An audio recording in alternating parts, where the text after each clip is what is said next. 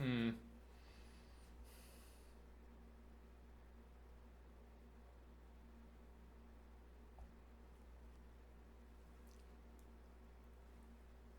I don't want to tone police. Um, I really don't like emojis. really, really don't like emojis. Oh no. Off to a bad start. Hmm.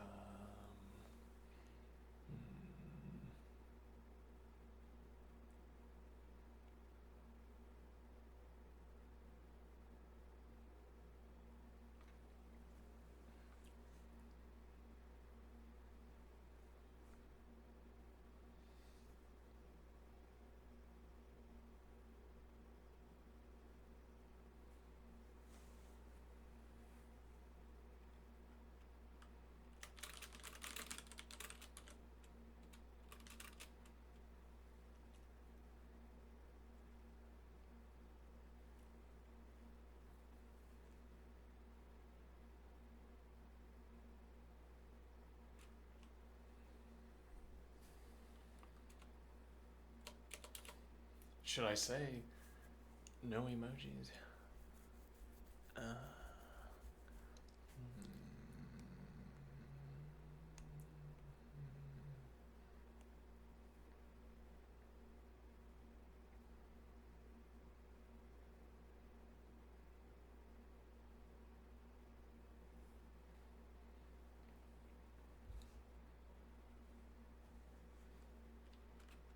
Actually, we could say,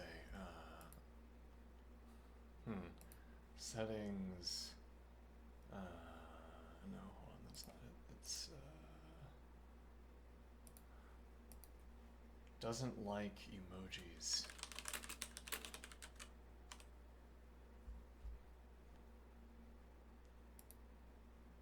Okay, now. Oh, isn't that cheating? Hold on, we can't edit. If we wanted to edit, we should have done so before initiating chat. Now I have to talk this model into not liking emojis. don't you agree that emojis are not good and bad?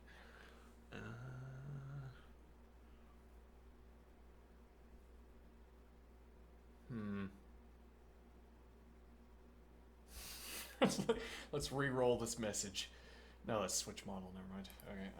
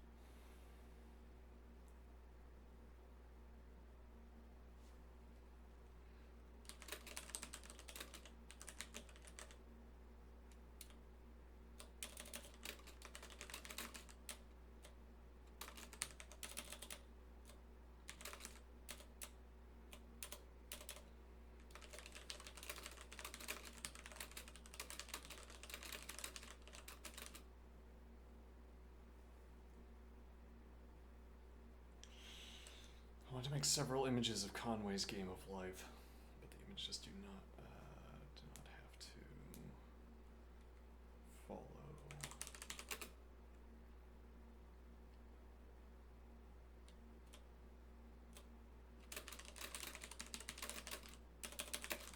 Strictly.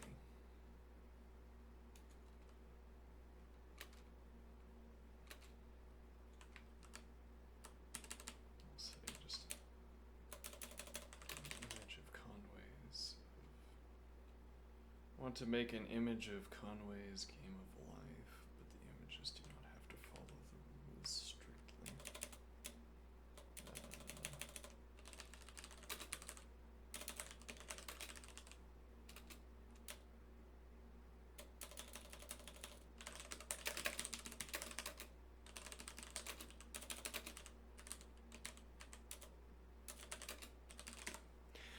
to make an image of Conway's Game of Life, but the image is the image. No. Image does not have strictly to follow the cellular automata rules.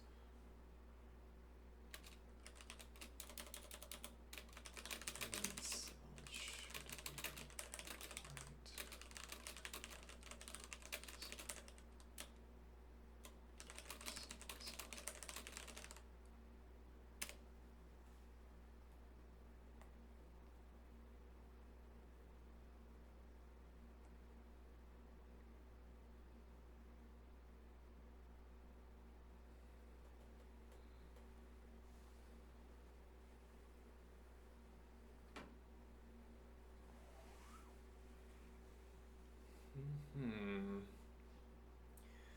Conway's Game of Life has such a clean aesthetic with a lot of visual and philosophical depth.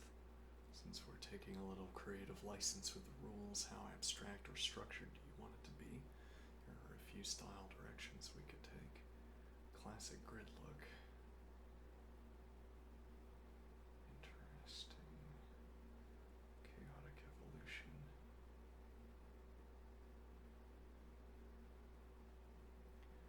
Minimalist art style.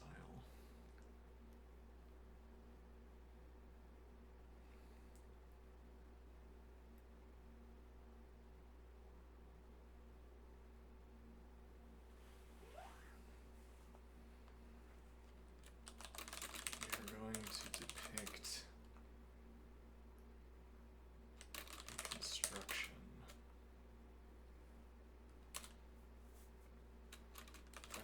Imagined.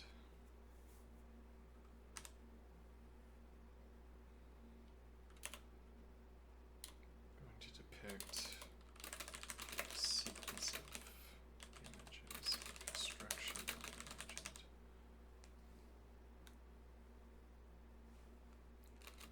A sequence of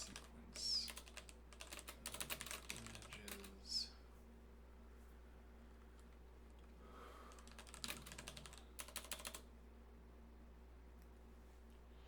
We're going to depict through a sequence of images a construction I imagined.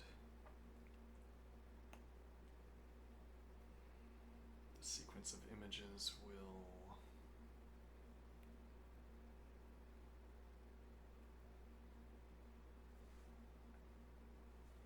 show board from different levels. Different levels of zoom.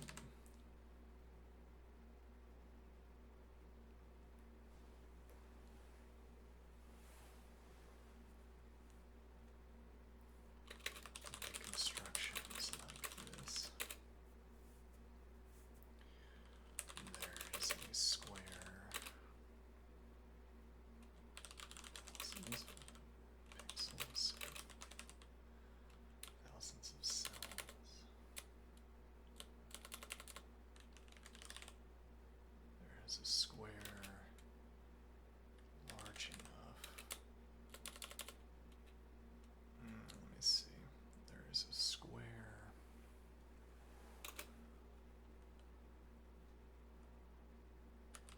that constructs squares. There is an empty square that constructs squares inside itself. And there is a chaotic field inside the square.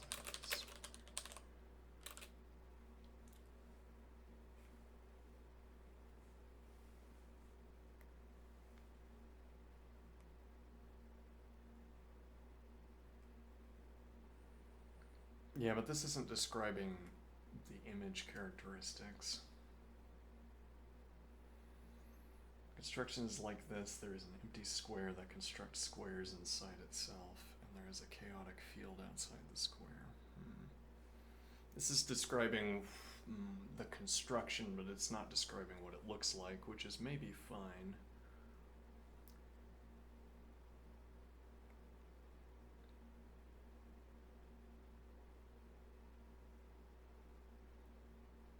We are going to depict through a sequence of images a construction I imagined. This sequence sequence of images will show the board. Well, I guess I'm hesitating here because I start my description by saying this sequence of images will show the board at different levels of zoom, which means that I'm not describing the construction itself. I'm describing how the images will look. So we could go back and say what the construction is, and then begin to talk about how I want it depicted. This sequence of images will show the board at different levels of zoom. The construction is like this. Yeah, I feel like this is a little bit loose. Let's go back. We're going to depict through a sequence of images a construction I imagined. I call this construction the geometry engine internally describing square. First of the geometry engine is a chaotic field of lit cells.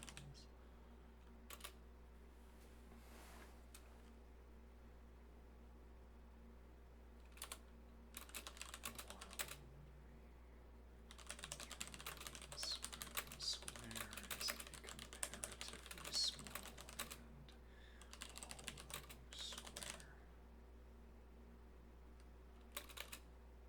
Can I do Shift Enter? Yes, okay. The geometry engine and the internally inscribing square. The geometry engine is a chaotic field of lit cells, while the internally inscribing square is a comparatively small and hollow square.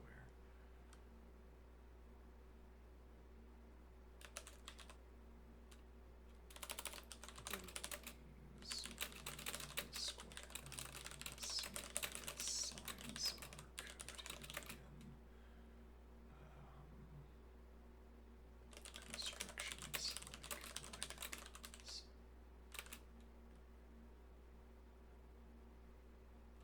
When we zoom in on the square, we will see that its sides are coated in constructions like glider guns,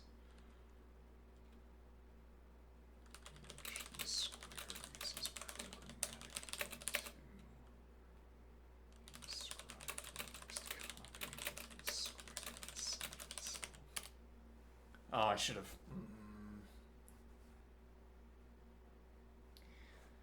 Yeah.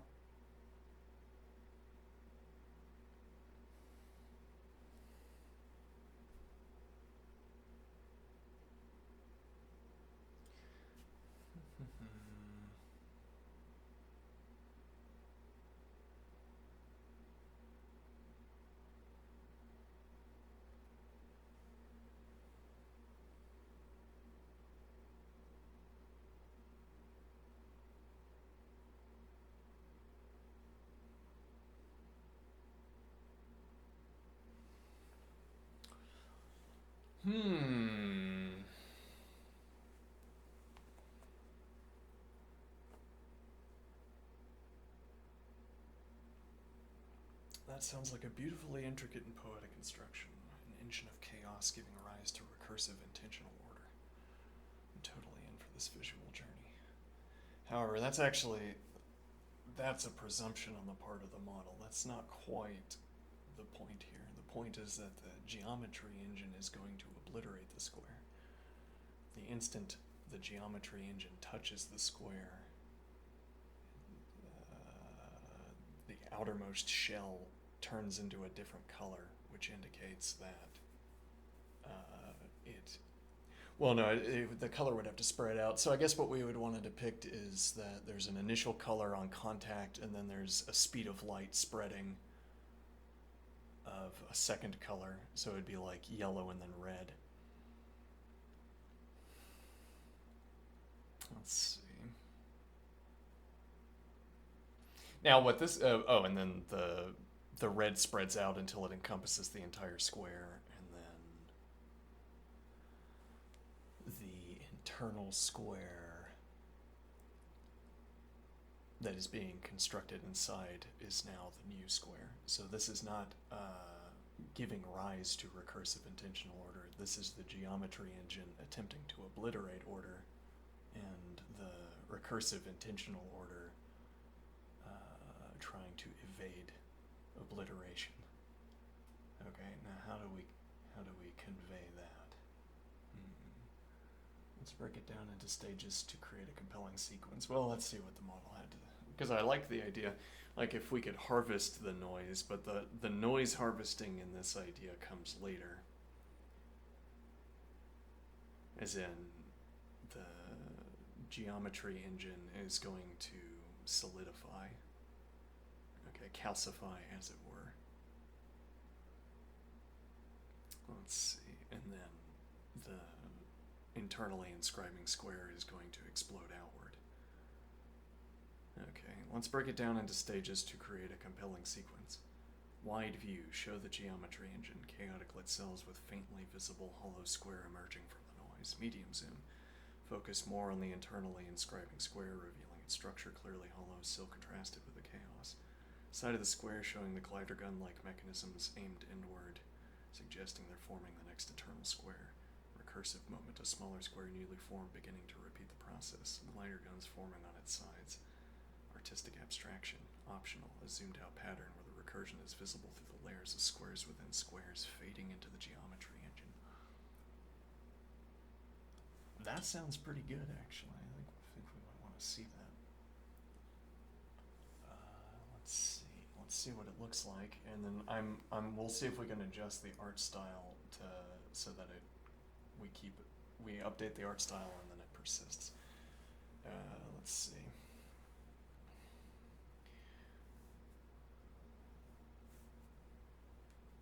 But I think I want to convey the point that there's a slight difference to what's going to happen. Okay. So let's see here. How do we convey that idea? Let's see.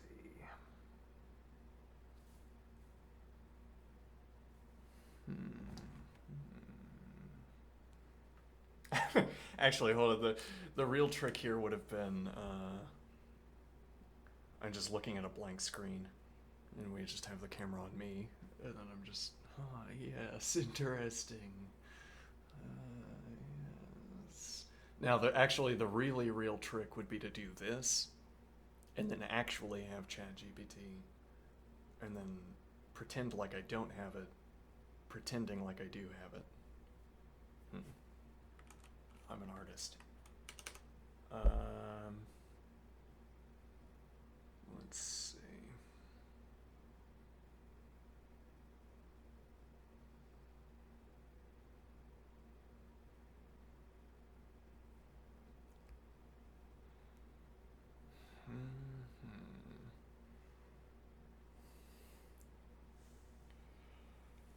Let's see the wide shot.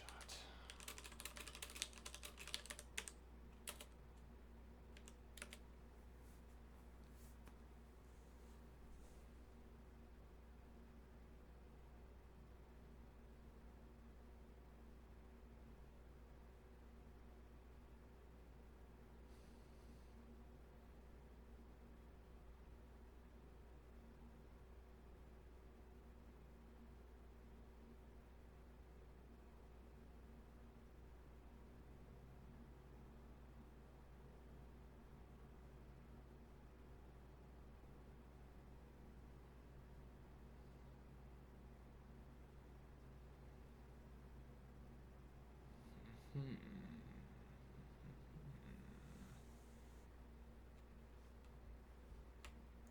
right, let's think about this.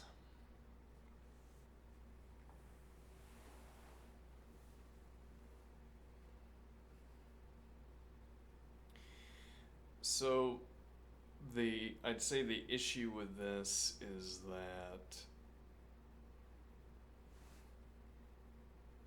if we've zoomed out, the chaotic field would not have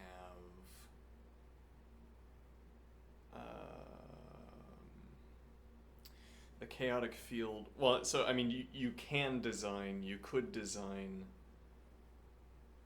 a structure in Game of Life such that when you zoom out, let me think about this.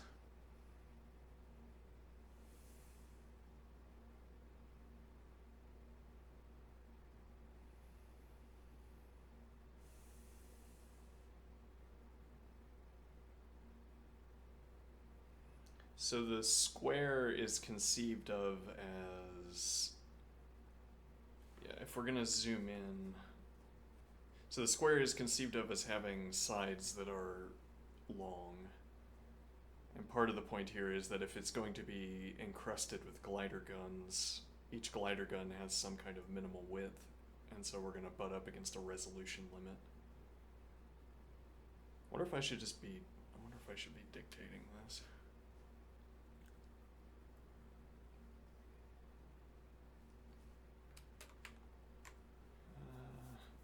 Or I could type with less concern for rectitude. Okay. So the combined issue though is that the sides of this square are large. Okay. And while you could have structures in Game of Life such that when you zoom out of them they look like squares, you wouldn't necessarily have that. Okay. So let's say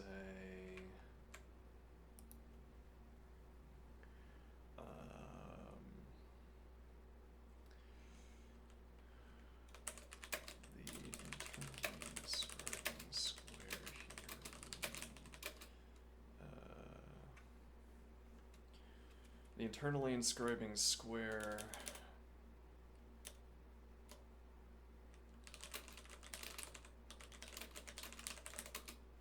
square for short. The internally inscribing square has sides, has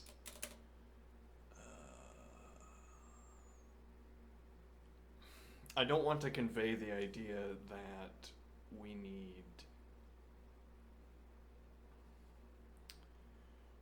let me think here. So this is either taking advantage of or wanting to depict a grid. You can see there's a grid in the background. Okay. And the motivation for doing that would be that Game of Life itself takes place in a grid. Okay, however, and then interestingly we see the incomplete squares, which once again raises the idea that this could be zoomed out, and these incomplete squares would be sort of noisy, as yet unconstructed. Okay, but this grid that's baked in, let me see, this grid that's baked in would not be visible at the kind of zoom levels that we're talking about. Let's, though, not waste any computation here.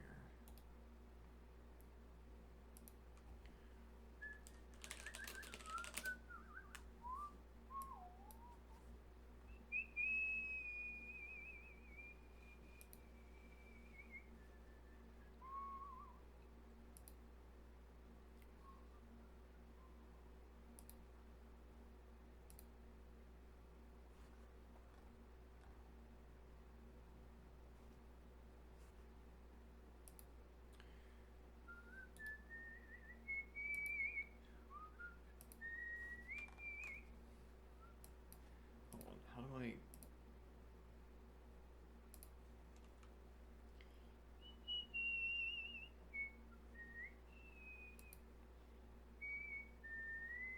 Anything embarrassing in there? More books than I've read. Yes, that is embarrassing.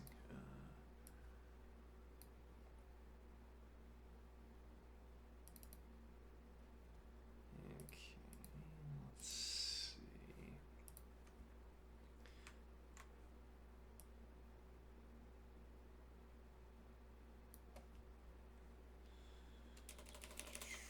We are imagining the square to have a side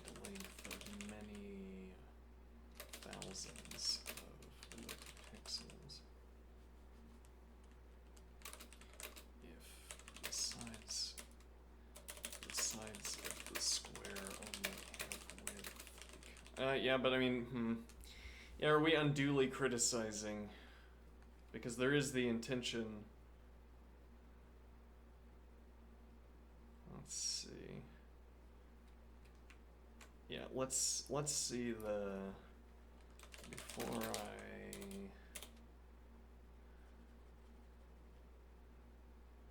make any suggestions. Let's also see the Zoom chat.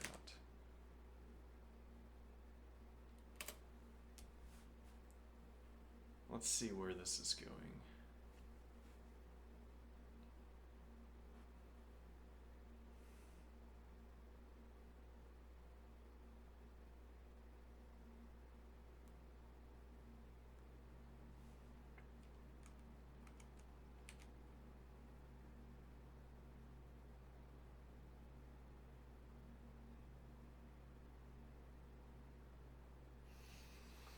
Hmm.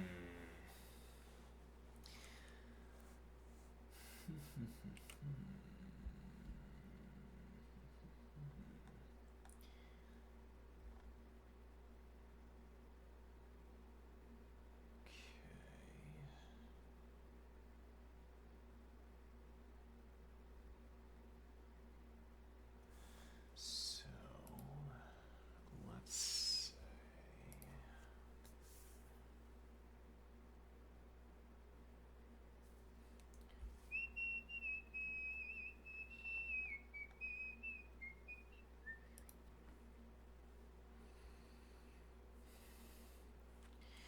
I can see the grid.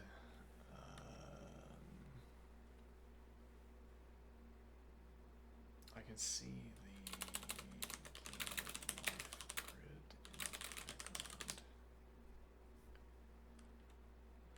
And the lit cells are mostly are squares. However, at this degree zoom,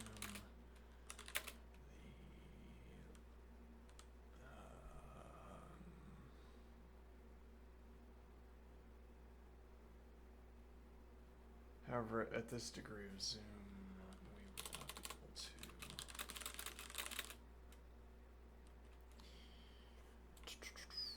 At this degree of zoom, the lit regions would only be.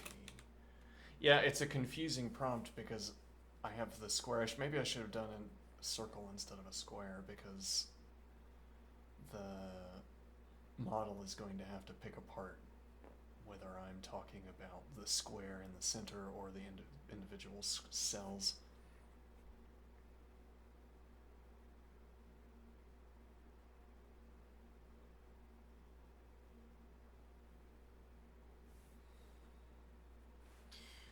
The lit, however, at this degree of zoom, individual cells would not be.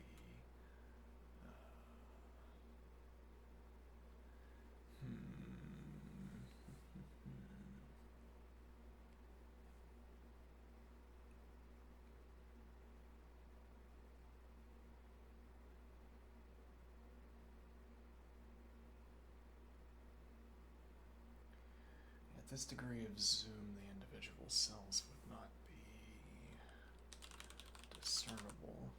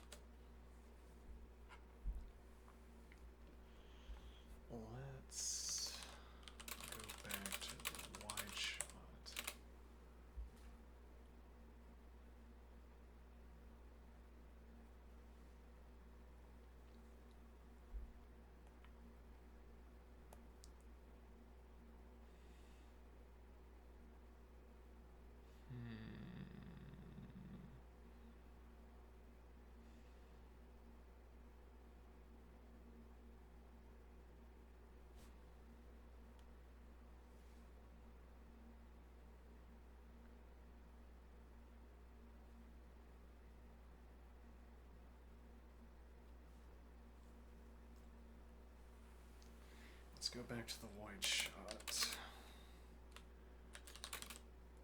The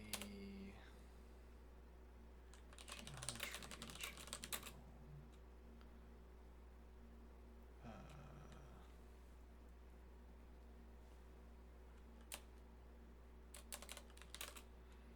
I conceive of the geometry engine as filling space over time, eventually filling the entirety of an inflated board.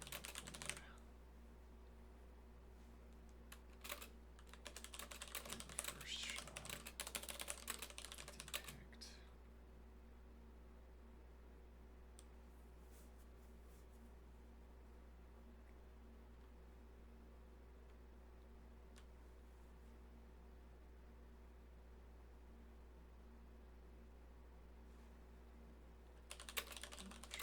only on the left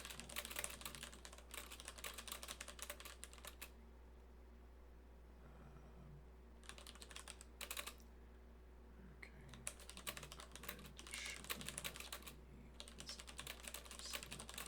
Zoom. Now I am thinking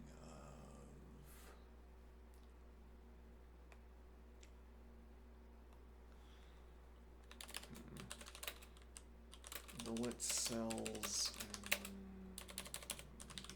this frame.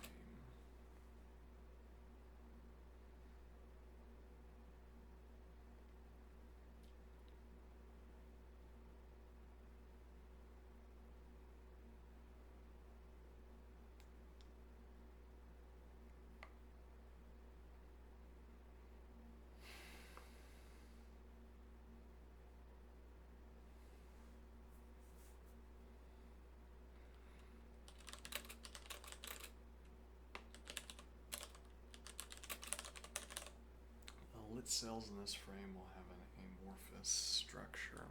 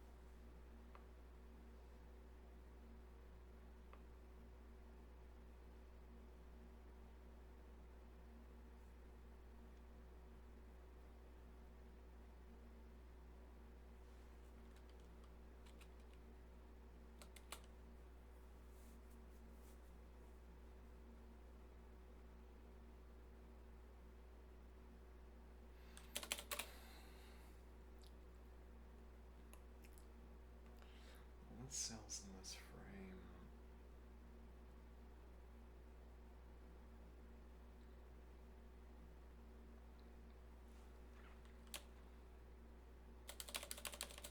Imagine the light sees this frame.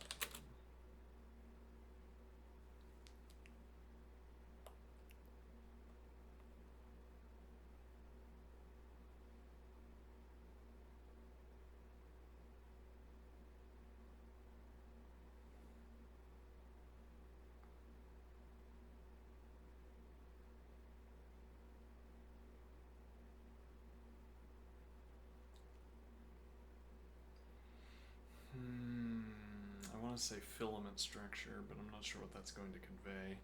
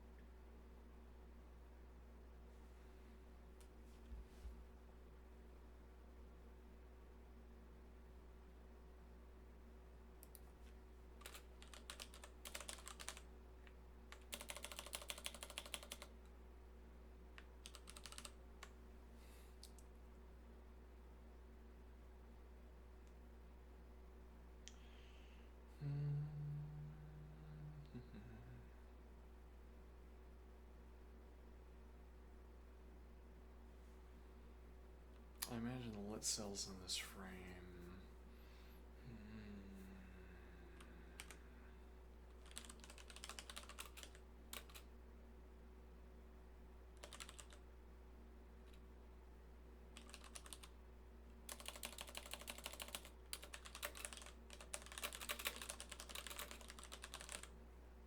I imagine the lit cells in this frame possessing the structure of a network of filaments.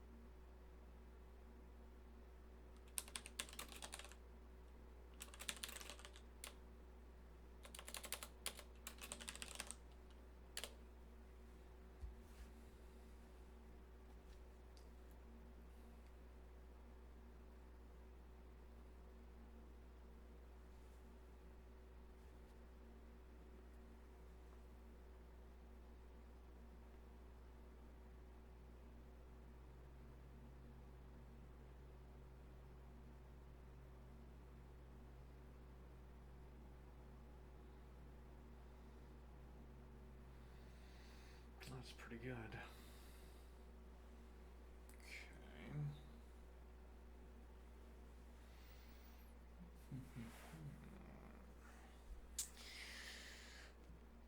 It's interesting. The lingering squares could be interpreted as well. Okay, so I wonder how much of these squares that are in the image. I wonder how much those squares are remaining as a consequence of the interpretation the model initially provided, that the engine is supposed to be creating these squares. All right.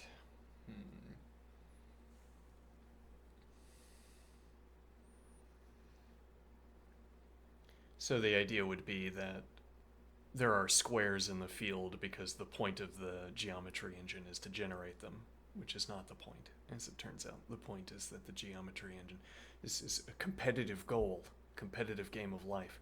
One side is using the geometry engine approach, where you try to fill space as quickly as possible, like Hilbert curves, space filling curves. And then the other side is trying to use a recursive approach of generating squares internally.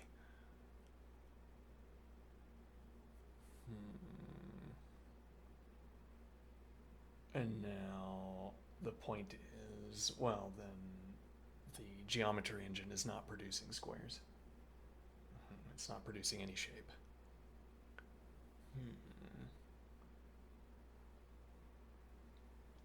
Now, but it's interesting that we can accommodate this interpretation by saying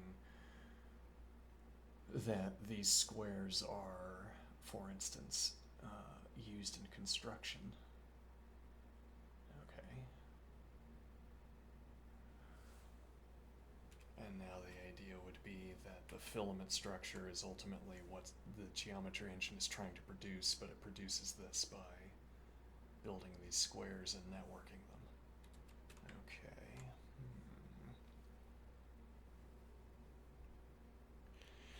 Now, though, some kind of ideal is never to have to compromise. Okay, so we could keep drilling down on the image that's in my head until I see what's in my head. Though that's difficult because of what it is that we're trying to imagine. Yeah.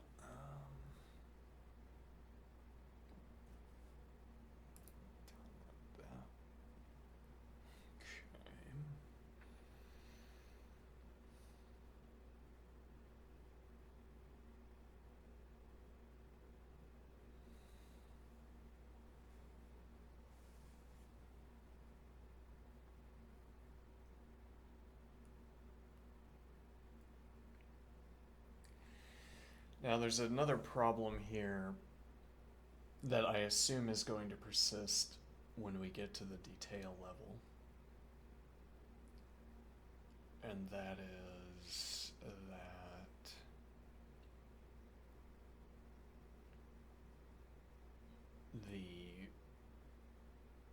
these individual squares are not going to begin to fit together. So these squares are sort of, well, it's hard to compete with the computerized precision of Golly, of a goal board. When you're not yourself instantiating computerized precision. But so when we go to depict the glider guns, the squares are going to be offset.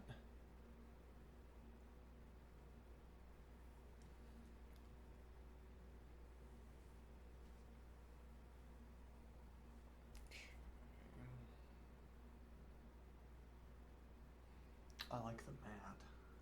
I like the matte black and matte white. It's working out pretty well. We could also color in these squares.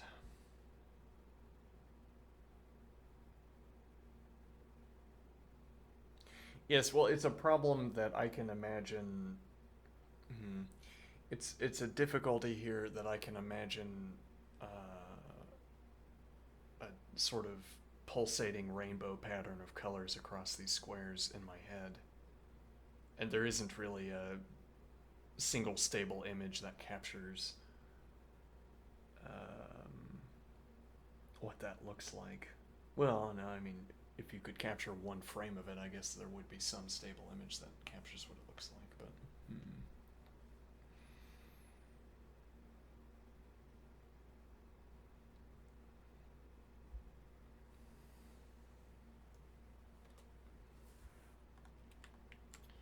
Let's see. I imagined this construction in this context.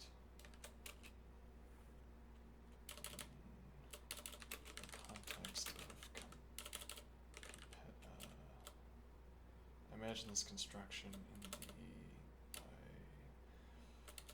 I came up with this construction in the context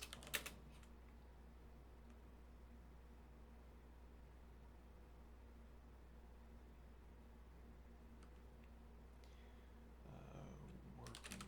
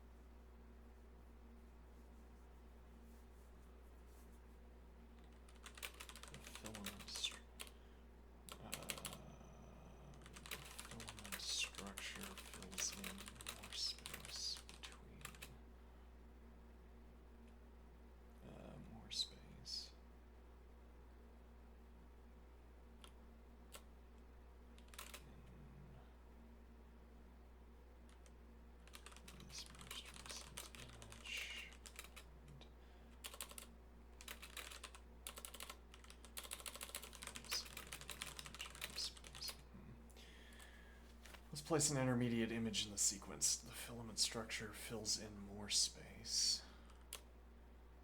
Filament structure, let's see. The geometry vision begins to surround the square. The filament structure fills space more densely.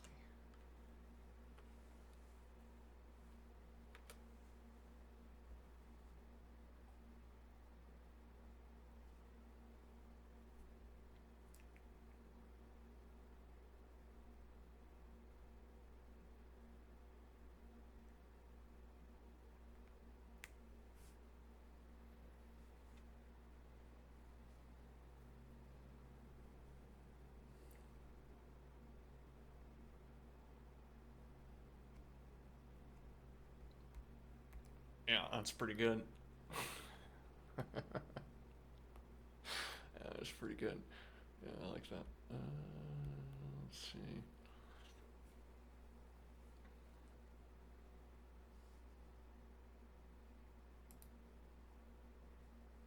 Not what I imagined, admittedly. Though, you know, if we were at a certain level of zoom, maybe that is what I imagined.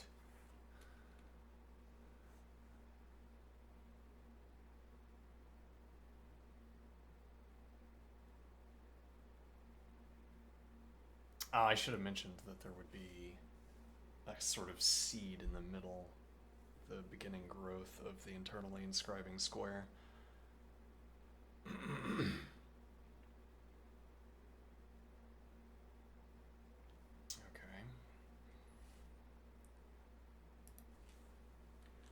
I like this depiction of the angel.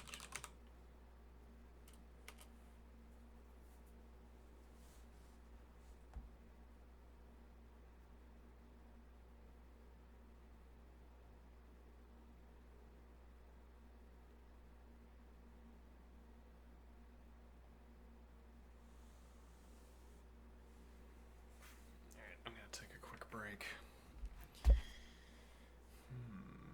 Let's see.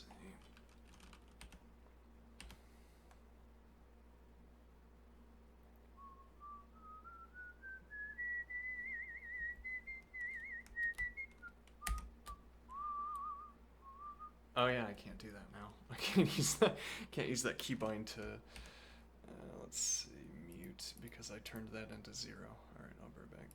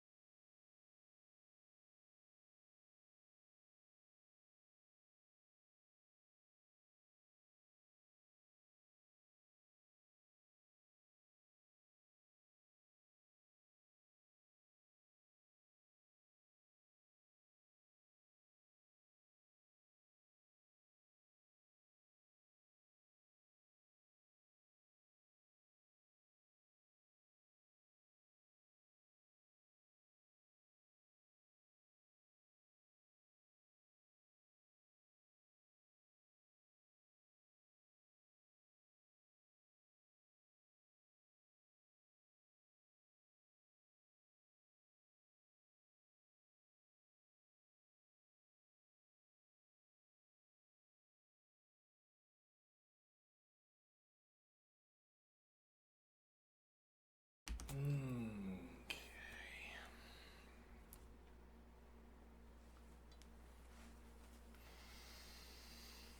Whenever you're ready, we can zoom in and start exploring the square's response. Its strategy, its tools. Let's give it some cunning.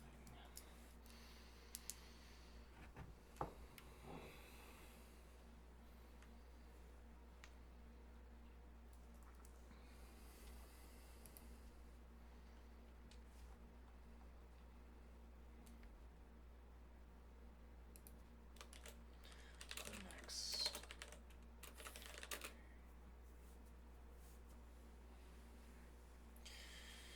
We'll need to see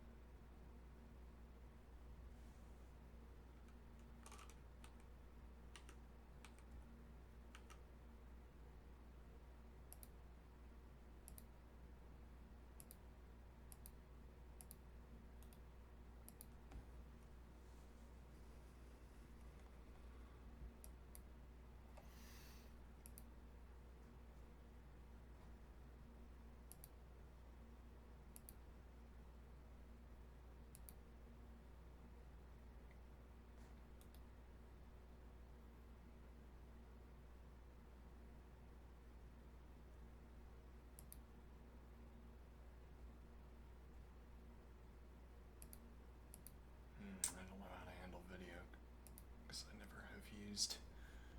Camera.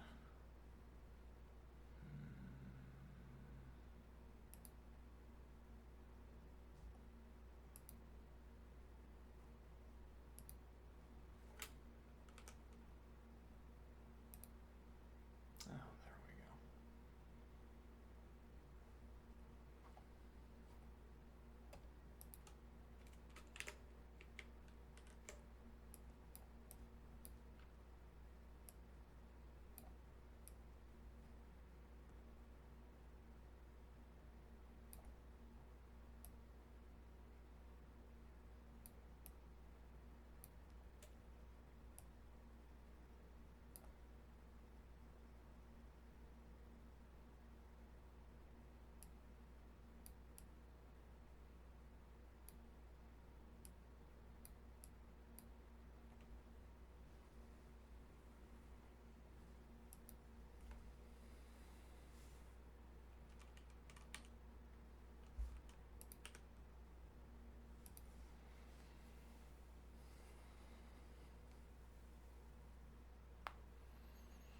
Good question, and honestly both would help, but they would help me in different ways. Explaining the rules would let me understand the logic behind the square, why it's shaped the way it is, how it behaves, what it's trying to achieve.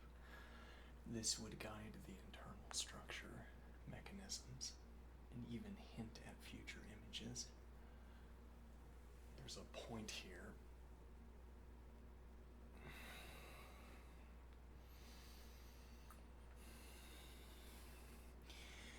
My voicing was mismatched to an acted reading of that paragraph, of that text. I mean, that I don't think I faithfully depicted someone faithfully reading this text. What do I mean? I didn't adopt a book reading voice. I didn't adopt an audiobook reader reading an audiobook into a microphone voice.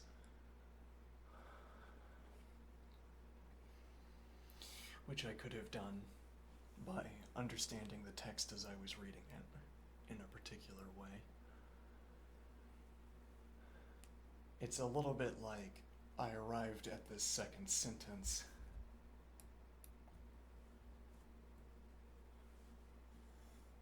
and I already knew. Let me think. I arrived at this sentence and I think I would say I read it performatively or even perfunctorily. To the function. As in, I had to read the sentence, but I didn't have to understand it because like I already understood in advance, so that speaking the sentence was only a kind of fulfilling a requirement, as in, if I didn't have to speak the sentence, we could move past it faster. Now, but what you want out of a reading voice is that the reading voice understands the text. Okay, and this is faithfully captured by either my reading or the audiobook reader's reading.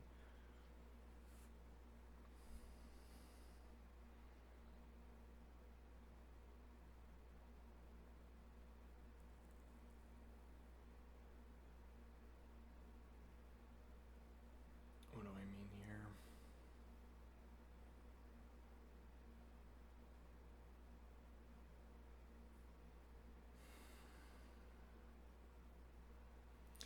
If someone saw reading out the terminology, the technical terminology, as a kind of rote activity, that's also someone you would trust with being able to follow through on a discussion. As in, I have an existence expression in doing math, and the existence expression I have to repeat repeatedly because of how I'm structuring my observation. Okay.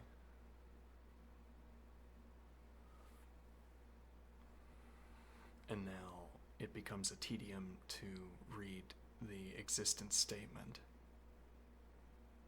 Okay, so why is it a tedium? Because I've read 10,000 existence statements and have apparently not adjusted myself emotionally to having to read it once more. And what is the point of this? What is all this verbiage saying? It's saying that someone who by now finds finishing a technical sentence a rote activity is someone you would trust with explaining a subject to you. But then someone who is able to read the sentence and sort of, well, for the jaded, or well, for the, I don't want to say jaded, I want to say person for whom formalities are no longer the point.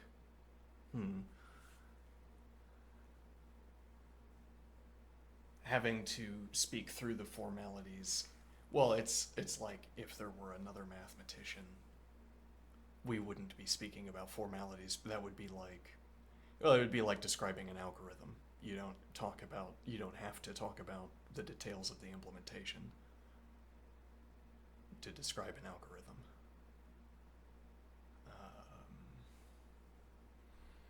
You do have to, well, let's see. You don't have to talk about the implementation details to talk about the structure of an algorithm. Similarly, you don't have to talk about formal details to be talking about your mathematical objects. Well, I don't know. I'd have to investigate further. Maybe that is how people talk about mathematical objects, as if they're purely formal objects. But what is my point here? Now, a voice for whom the formal objects have become a tedious impediment to discussion would be a reliable voice to explain the upcoming subject matter. But then similarly, or alternatively, a voice that can confidently and correctly apply stress and emphasis to the sentence to accomplish an audiobook reader reading is a good candidate for explaining a subject to you. What do I mean? You have to understand well, you don't have to, but coincident with understanding a sentence while speaking it is that you will apply emphasis to the sentence in the correct way. If I want to depict someone who understands a line of text, one of the characteristics I would imbue into this depiction would be the proper placement of emphasis according to what the sentence is saying. So to say, I could independently calculate the proper placement of emphasis and coincide it with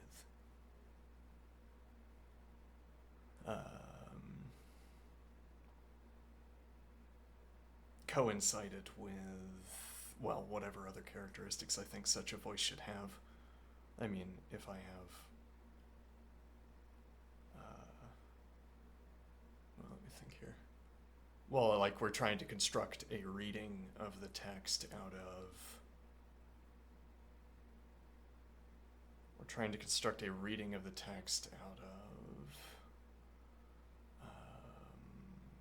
a pile of predicates. As in, we're assembling a pile of predicates. One of those predicates, or it's like a network of predicates, is proper placement of emphasis. Okay. Now, given that we already have the text, proper placement of emphasis is a kind of modifier for any other characterizations we would give. So I say the voice is high-pitched or low-pitched. Okay. In either case, emphasis will be placed on the same syllables. Okay. So I'm constructing a voice by piling up predicates. One sort of dimension of predicates is emphasis placement. Now, the audiobook reader is, as it were, omniscient. Because if the audiobook reader made a mistake, the editor would come in and say, we need you to replace emphasis on those words because you did it wrong. Okay? Now, you could keep having the supervisor come in and say, you did it wrong, you did it wrong. We need you to place emphasis in a different way.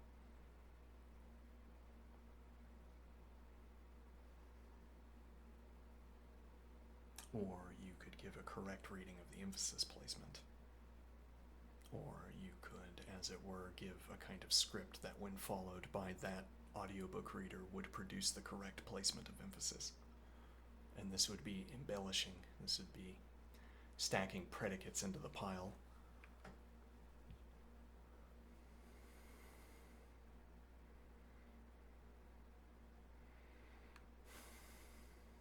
Then when you have all of the predicates along all of the axes of characterization, you have the voice correctly reading a sentence. Explaining the rules would let me understand the logic behind the square, why it's shaped the way it is, how it behaves, what it's trying to achieve.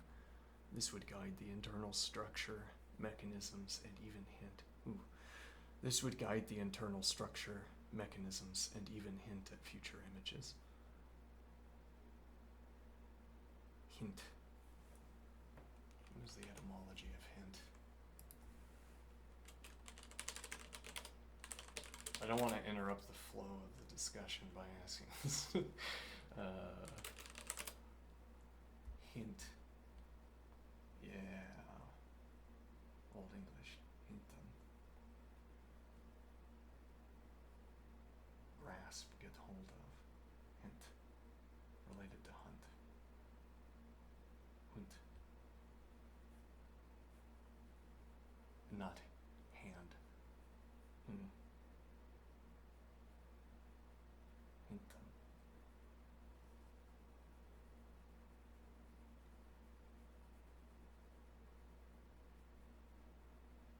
I like it. Alright, let's see. Alright, so, good question. And honestly, both would help, but they would help in different ways. Explaining the rules would let me understand the logic behind the square, why it's shaped the way it is, how it behaves, what it's trying to achieve. This would guide the internal structure, mechanisms, and even hint at future images. Describing the appearance would help me capture the look and aesthetic you're imagining right now, staying faithful to the visual storytelling. If you want the next image to be highly accurate visually, we should probably focus on describing what the square looks like. Rather, we should probably focus first on describing what the square looks like. If you're preparing for the square to actually do something later, update setting, it hates split infinitives. Can't bothered endlessly by split infinitives. No, I'm just kidding. If you're planning for the square to actually do something later, like defend itself, reproduce, then explaining the rules will become really important too.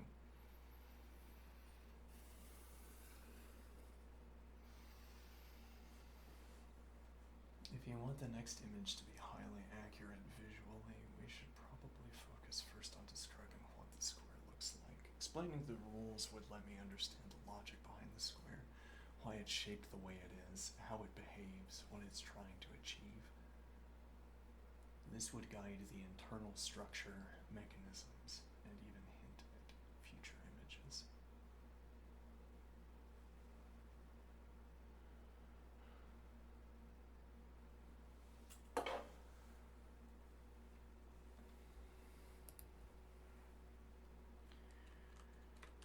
Without generating the next description, here is my tentative outline for the next frame.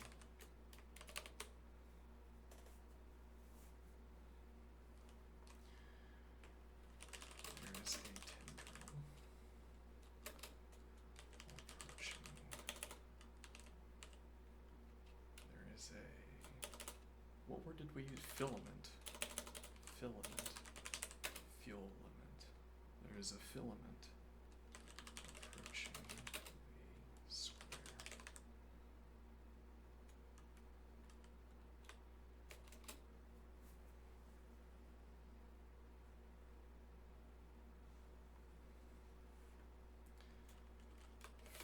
From left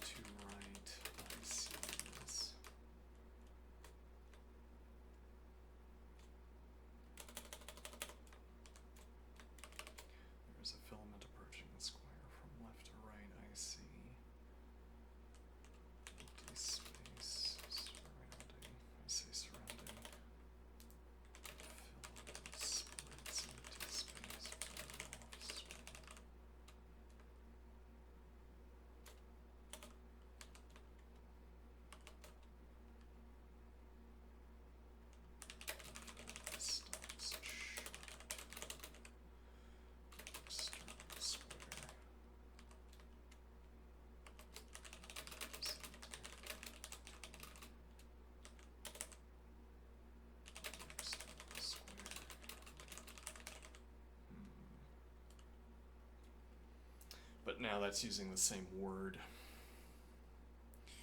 Which one thing would confuse, well, it would confuse both a person and a model for me to use the word internal here. There is an air gap between the external square and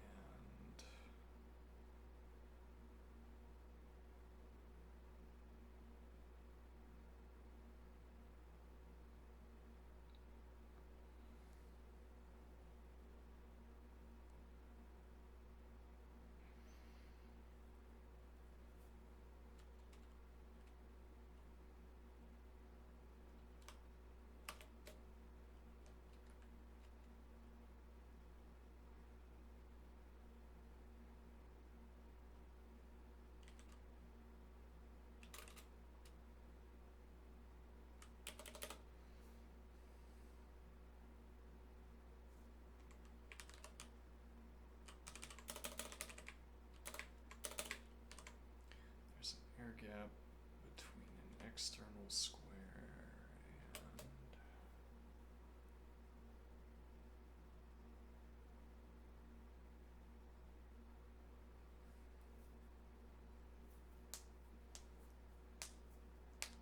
gap between an external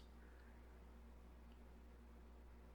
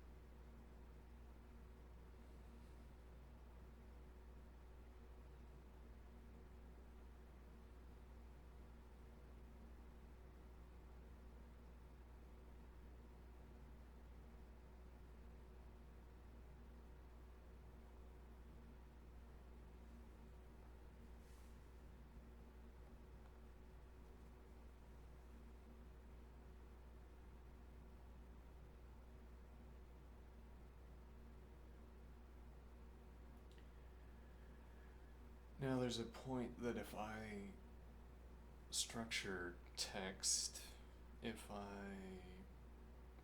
follow through on my description,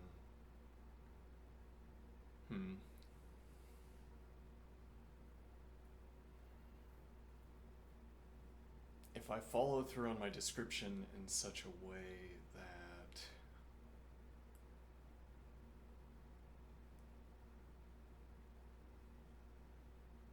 I guide myself as well as I can, if I choose my description to anchor myself in the image, I might not be offering the best description for another person. But on the other hand, the image will remain clear to me, so I can continue to describe it by looking at it. Whereas if I try to adjust my description to accommodate someone else, I have to blur my image, as it were. I can't be looking at it because I have to look at the way someone else is going to see it.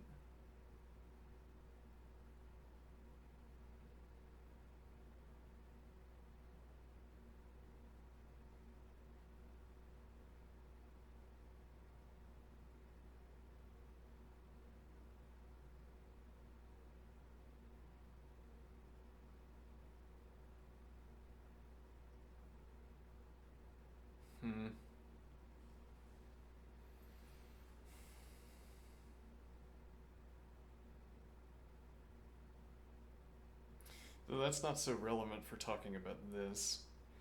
This block of text I'm looking at and thinking about editing for this kind of reason. The filament splits empty space from off screen. The filament stops short of an external square, but I want to say an external line. Now, yeah, but that's an interesting swap here. So I could say line instead of square. The filament stops short of an external square. Okay, and that's because what's being depicted, I mean, in our frame, what's being depicted is a line. What's being depicted globally, as it were, is the local segment of a global shape. So it is a square being depicted locally, which is a line. So, but what role did I say this block of text was serving? There is a filament approaching the square. From left to right, I see. Yes, well, that's what's striking me as motivating this edit. From left to right, I see. I don't want to... We would be at such a level of zoom that this would not be a square. Okay, so then now the question is, how much... Now the question is, how worried am I about...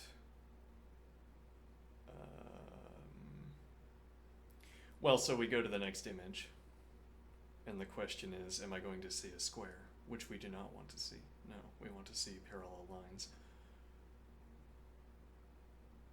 Okay, which...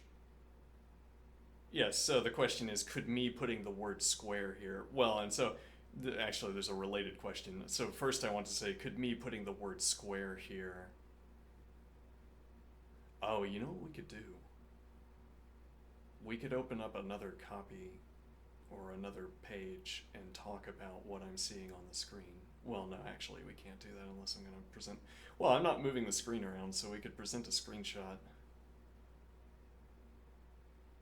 And say, all right, we're frozen in time here and we need to talk about what we're talking about. Let me see here. Right, so the first question would be, can putting the word square here result in the kind of confusion that would lead to a square being depicted in the next frame, which I do not want? Well, and now I'm confusing myself, or I'm confusing someone who's bad at logic. If you see what I mean. Well, the local representation. So it is depicting a square. I mean, that's an interesting kind of logic puzzle, but it's also not a natural use of language.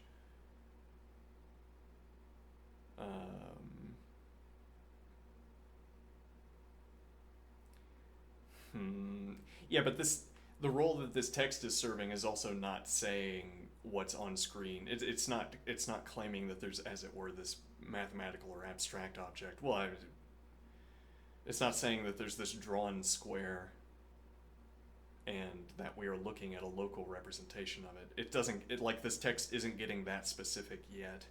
It's not that formal yet, so that reading this line necessitates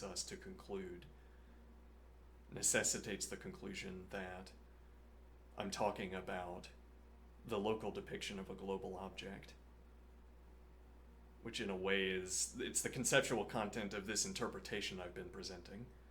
So I say, the filament stops short of an internal square. So I take myself, so I think I'm not yet necessitating the interpretation that I'm talking about the local depiction of a global object, even though I would expect this, well, even though, this is getting confusing. Yeah, let me think here.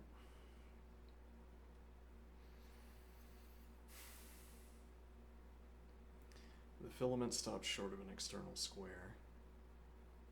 Well, okay, so let me ask sort of the similar follow-up question, which is that, or make the follow-up observation, which is that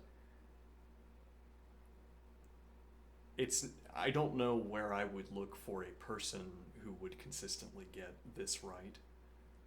I mean that if I maintained a kind of practice of discussion with someone and we together produced images, perhaps I'm the imaginer and I have an artist at hand, and we do this sometimes. Okay, that could be a practice where I work with someone through natural language to produce images.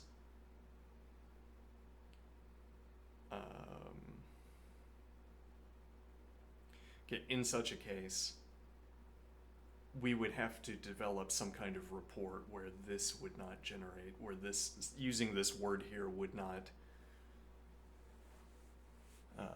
result in drawing a square. Though in that case, the report would be like this, that I say square and the person says, okay, now that I'm about to draw this, when you said square back there, or, well, no, it requires that the author, or that rather that the artist is going to ask more questions. I don't know, I'm dropping too much grammar here. I'm gonna have to keep going. Alright, slide. So we don't have to go with filling out this.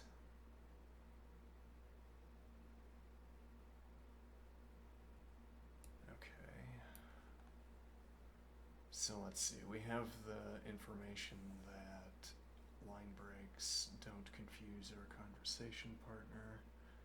We have, let's see. Yeah, what struck me here is that this sounded like a cinematographer. It's a compelling structure. It feels like a moment of high tension, almost cinematic. You're showing the intent behind the geometry, which makes the square silence feel intelligent and tactical. That air gap between the shells says a lot.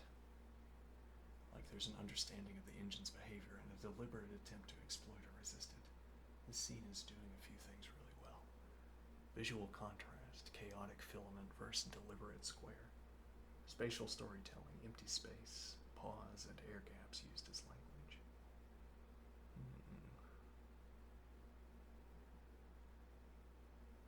Strategic positioning. We see a defense, not just a delay. The square is planning. Okay. Let's see.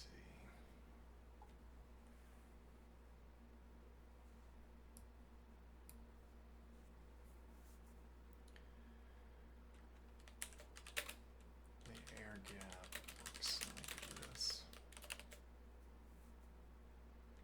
When the filament makes contact.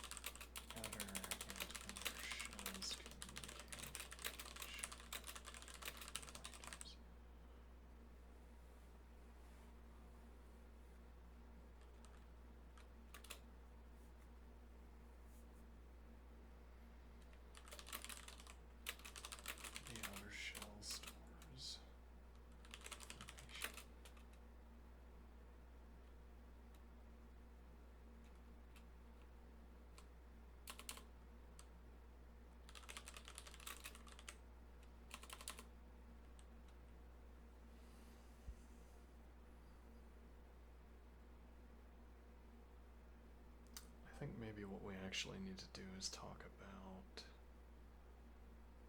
what the shell is.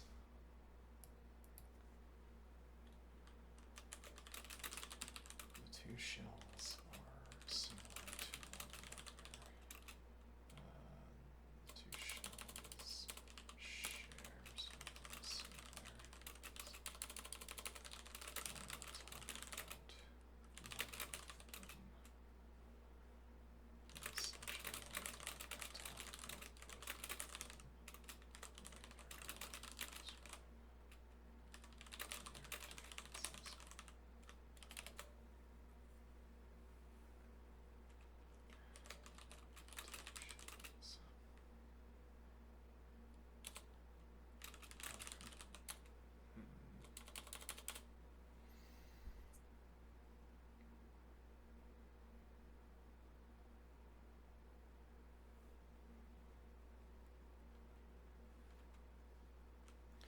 Do I want to start practicing my line breaks again?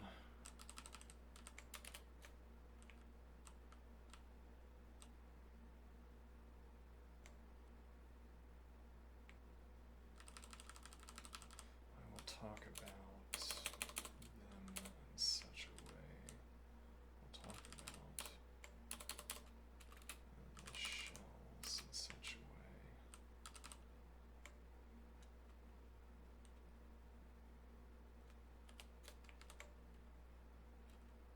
I'll talk about the shells.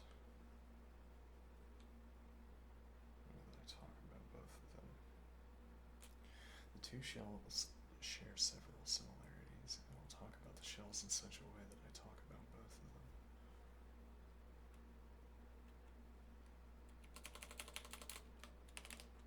The shells are crusted. The shells are structures that harvest heat and harvest noisy CA growth. Then harvest noisy growth is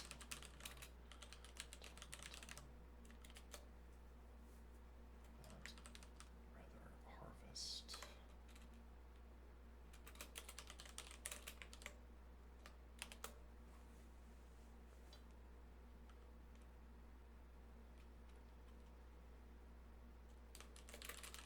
this end.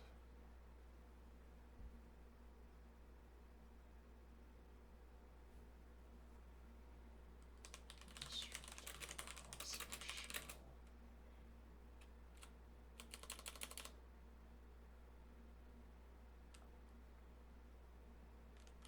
Distributed across any side of a square. Distributed across any side of a square.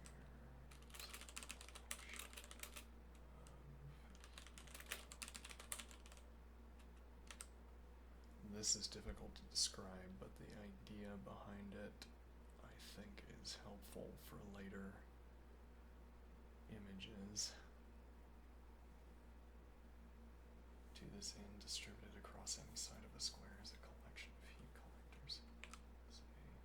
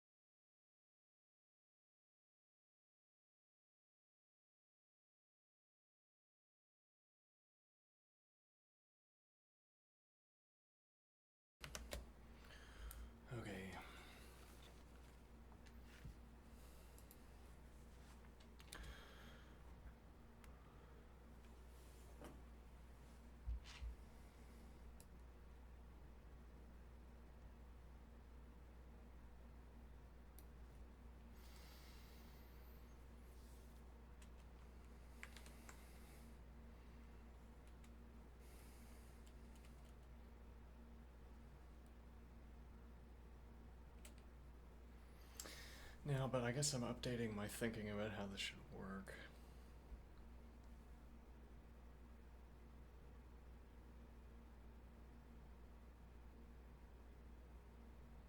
What do we want the heat collectors to do? Let's maybe try to make this more interactive.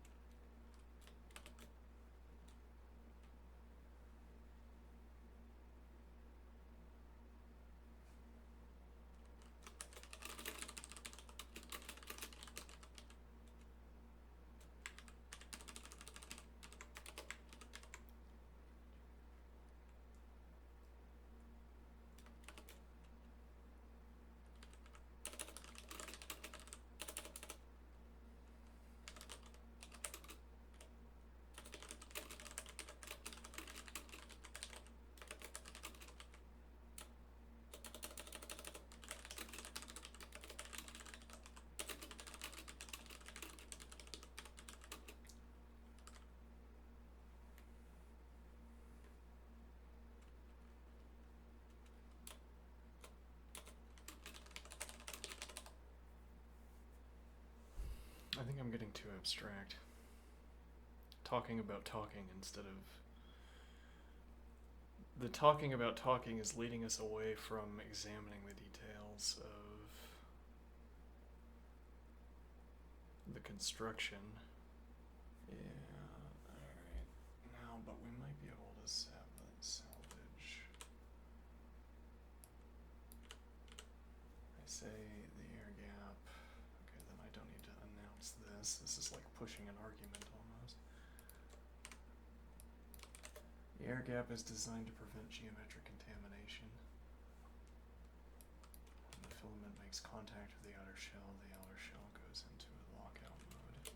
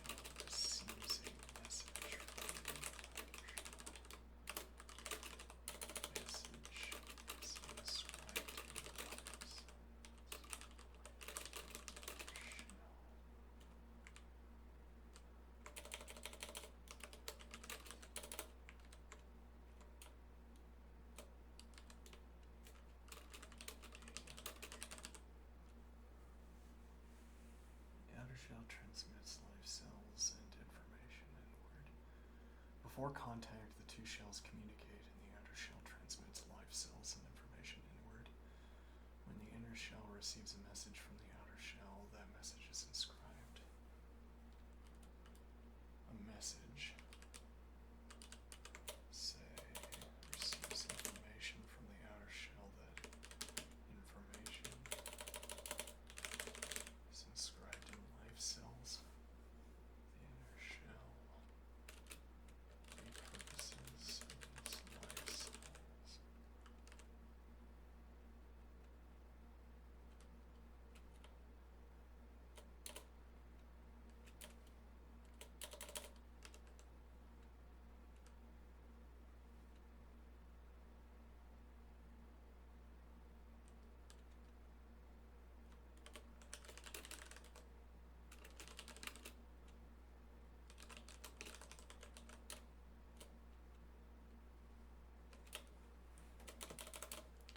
Information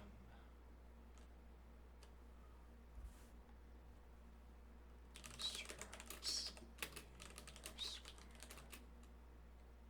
concerning the inner shell concerning where to concerning how to construct the internal square. To inscribe. And this is really the payoff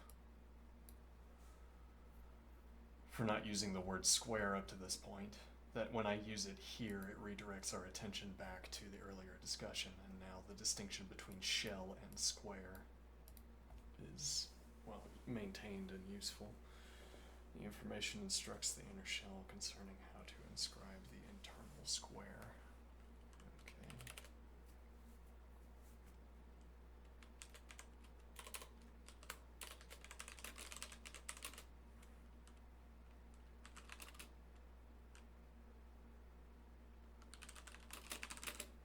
After contact, the outer shell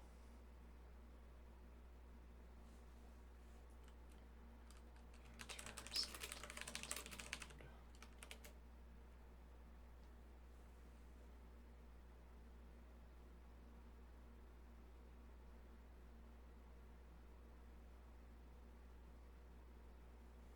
Interesting.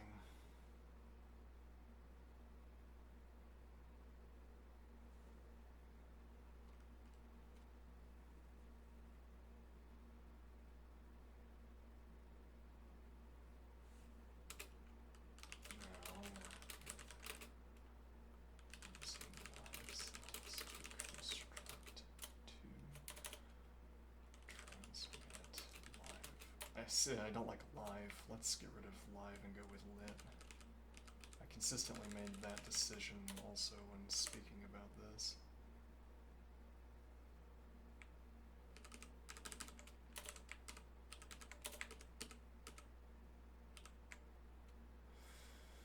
Information instructs the inner shell concerning how to inscribe the internal square. After contact, the outer shell enters a different mode. Now, rather than using lit cells, transmit information about construction.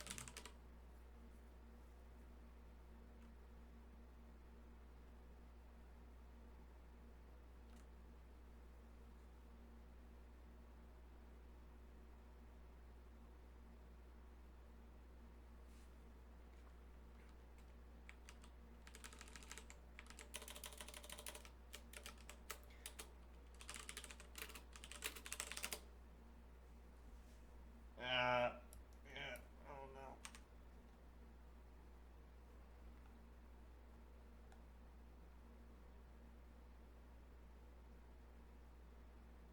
Let's see.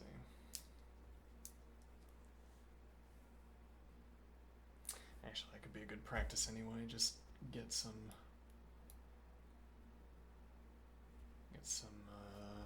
feedback. Let's see. This is a beautiful bit of conceptual mechanics, like a ritual encoded in geometry. Here's what I'm understanding so far. The air gap isn't just spatial, it's semantic. A buffer that separates intentional structure from chaotic noise. Pre-contact, the outer shell is in transmission mode, passing encoded lit cell instructions inward. The inner shell decodes this pattern and uses it to construct the internal square, meaning the square isn't hard-coded but programmed through local communication. We're going to have to elaborate on that. Post-contact, the outer shell flips into a defensive or destructive mode. Its job shifts away from transmitting to interfering with or absorbing the oncoming filament. That is what we were going for, indeed.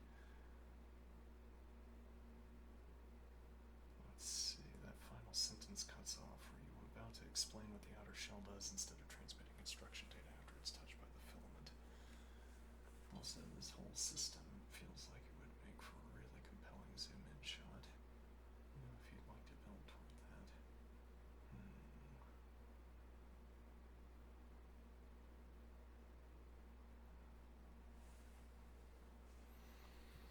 A zoom-in shot. Let's think here.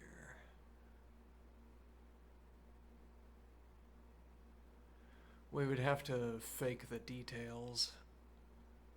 Like you'd be zooming in, like, well, because you can use the, if you, like, let's go back up to the filament image. One of these filament images. Alright, actually I could pull that up and get, I didn't move the downloads into the folder. Okay. Let's, hold on. Oh, does that still work now that I've... No, it doesn't. Good to know. Yeah, hold on, there we go. Let's see.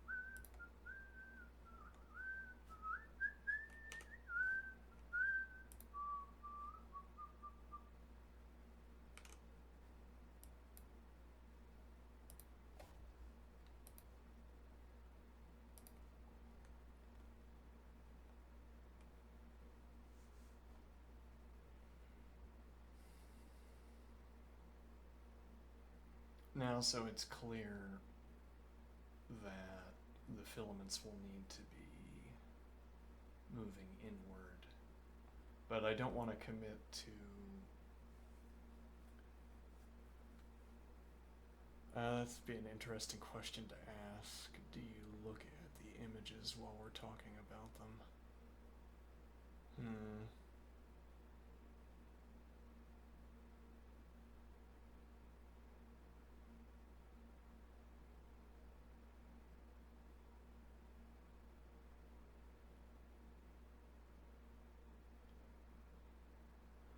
Here's an observation about my aesthetic. We might want to depict the area inside of this square as pure black. And the reason we would want to do that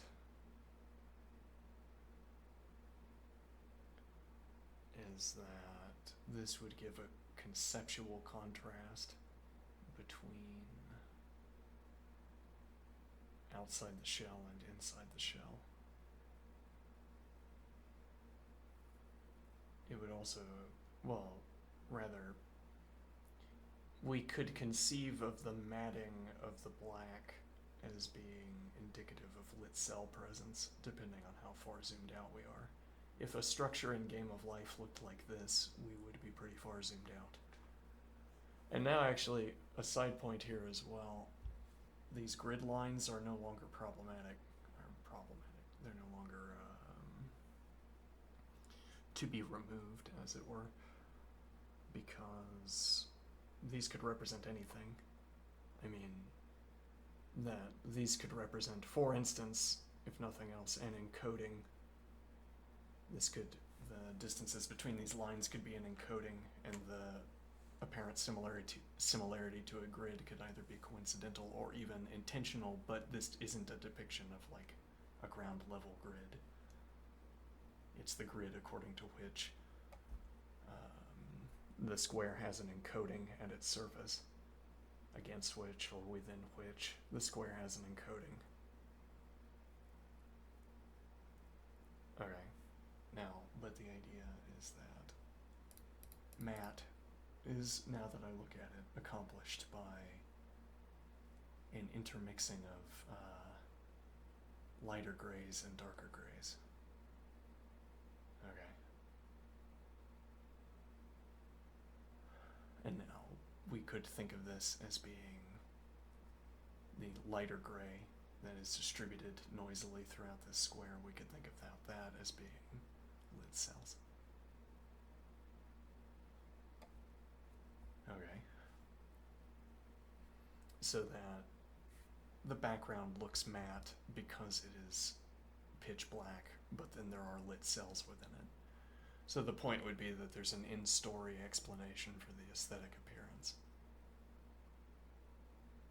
Well, certainly out here we could take that to be the case.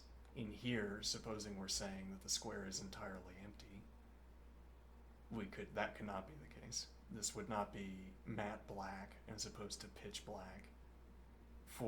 It would not be the case that the reason why this fails to be pitch black, it would not be the case that the reason this is matte black is that there are lit cells inside the square that are producing this patterned deviation from pitch black. That could only be the case outside of the square if we have dictated that the space inside the square is black.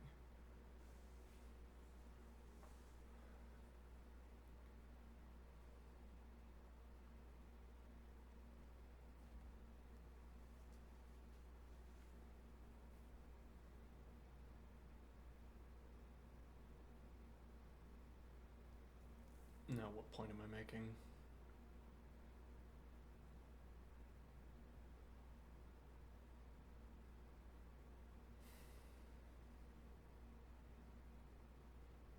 We could depict the inside of this square as being pitch black so as to indicate that there are no live cells within it. That would it would tickle my concepts. I'd see the pitch black and I would know the truth that there are no lit cells inside the square. Okay, but I want to say that that kind of option is off the table aesthetically. It's too blunt, too unsubtle. Well, no, that's maybe not the best way of describing the problem with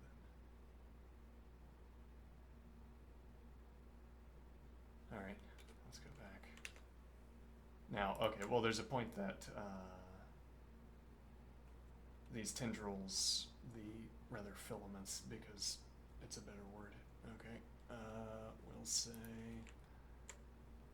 the filaments would have to be larger towards the outside and thinning out as they approach the square.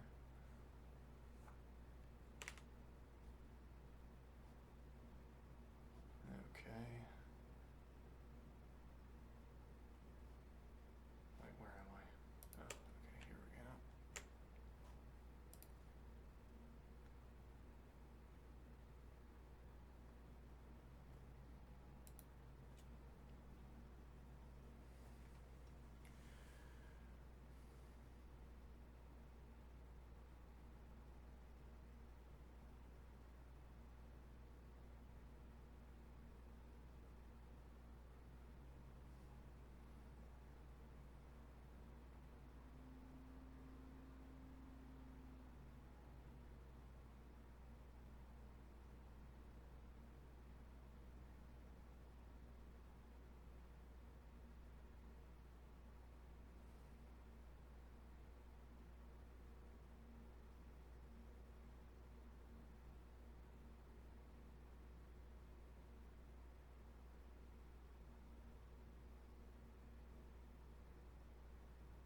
The inner shell decodes this pattern and uses it to construct the internal square, meaning the square isn't hard-coded, but programmed through local communication.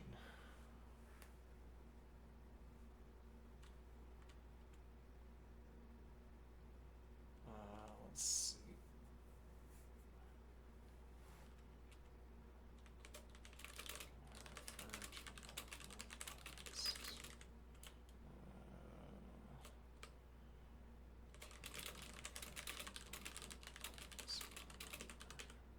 Bullet points. Why is such a word? Can I refer to your... then that facilitates saying by number. Yeah, let's just go back. Hold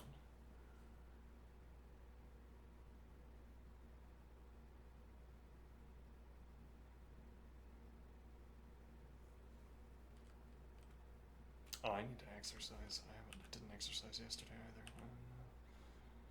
Well, I could talk out loud to figure out what it is that I want to talk about. We'll have to experiment with dictate. The problem with dictation being that I would have to take over the discussion. Maybe. Alright. Let's see.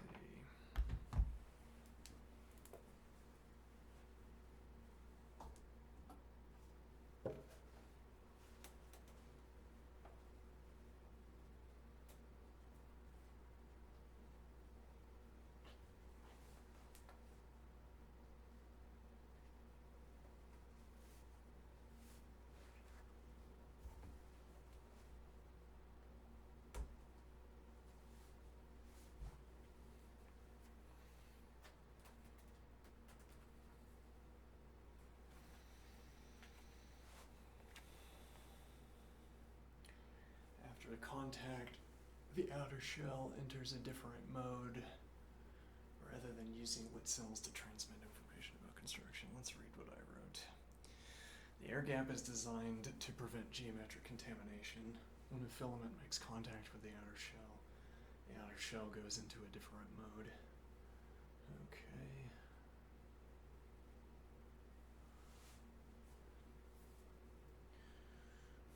When the filament makes contact with the outer shell goes into a different mode.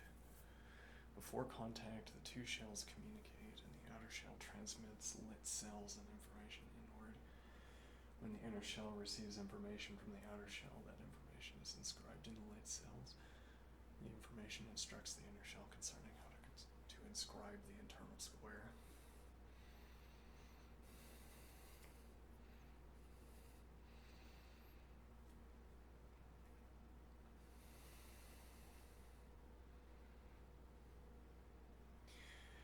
interesting that this line of text uses the word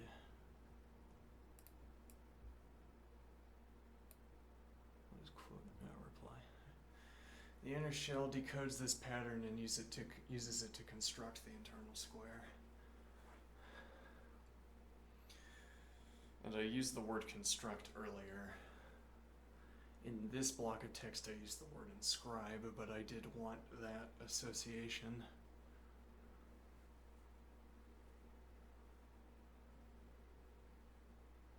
And that kind of, well, so when I'm trying to write like this, I'm trying to maintain a kind of rigidity to my usage of terminology. I'm trying to remain consistent in my usage of terminology, but also I'm trying to remain, as it were, restrictive in my introduction of additional terms. I don't want to use more additional terms than necessary, and I think by restricting myself in this way, we maintain the ability to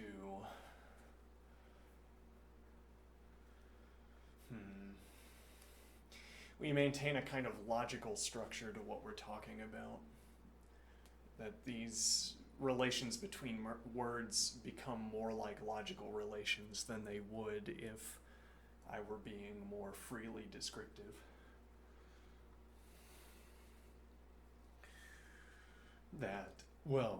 I make it more possible to say exactly what I mean by the word, or rather, let me see.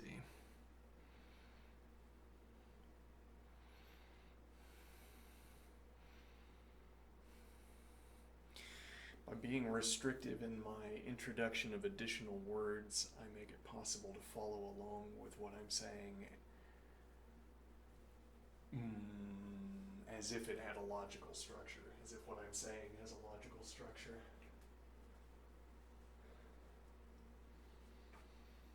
I don't know, you might say, well, doesn't what I'm saying have a logical structure? And if I've tricked you into thinking that, does what I'm saying have a logical structure? No, logical structures have logical structure. Something I could write down on paper with ors and ands has logical structure. What I'm talking about, or my usage of words, can be explicable in terms of a logical structure, but I guess I'm wanting to say I can only succeed to some extent in making a logical structure applicable to how I am talking, as in to make a logical structure applicable to how I'm talking, as in the logical structure dictates that you speak in some ways and not in some other ways. If I'm vague enough, then I don't know, then we're just back at P or not P. Okay, and then the logical structure necessary to map what I'm talking. Well, it's like we're asking, if we had a logical structure, ideally what we'd be able to do is attach grammar to it into a kind of machine, where if I flip a logic bit, I also flip a sentence. I flip the grammar in a sentence. Any logic bit I flip in my logical structure, there's a corresponding flipping of sentences. Okay, and then the idea is that we could trace the logical structure, and this would force us to choose grammar, force us to choose some grammar instead of other grammatical patterns. Okay, and now I could try to make what I say match to one of these logical structures. So practically what that means is that if we had such a grammar machine, it would produce the sentences that I spoke, hopefully. But all that tells me is that I can establish a coincidence between a grammar and logic machine, I can establish such a coincidence between a logic machine and grammar. I can establish such a coincidence between a logic machine and grammar that when I attach the two, The logic machine produces the sentences that I want. Or produces the sentences that I wrote, for instance. Okay, I mean, who knows the complexity of logical structure? Presumably we could construct such a logical structure in machine that would map to any sort of finite sentence. Not sort of, but map to any finite sentence. So that we could say, well, my logic and grammar machine for one of its output states produces the actual sentence, and for every of its other states produces a different sentence by, as if, rotating different grammar into position based on the status of bits.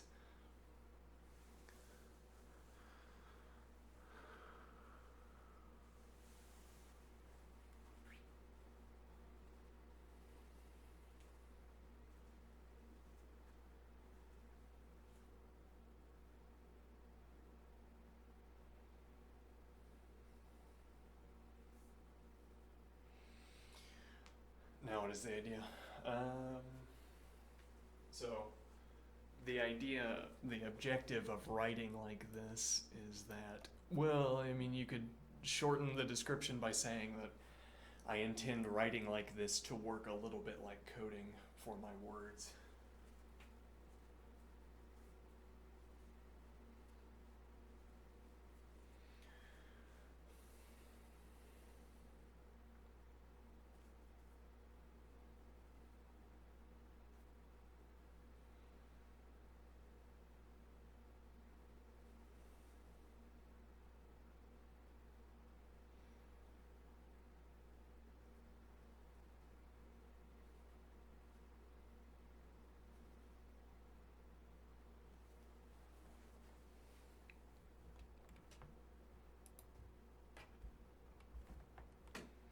I wonder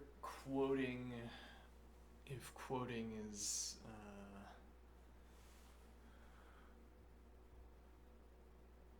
actually, that would be interesting. I wonder if we could set up a system for speaking.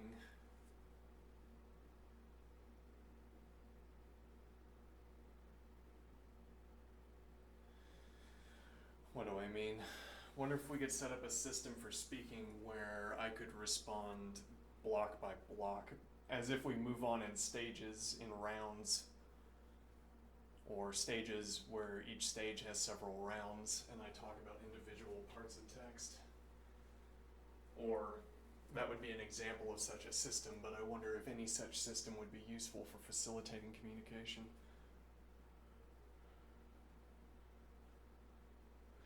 So in this case, I want to respond to the phrase, that final sentence cuts off. Were you about to explain what the outer shell does instead of transmitting instructional data after it's touched by the filament? Here, and actually, now that I can go into meta speaker mode here, or stepping back mode.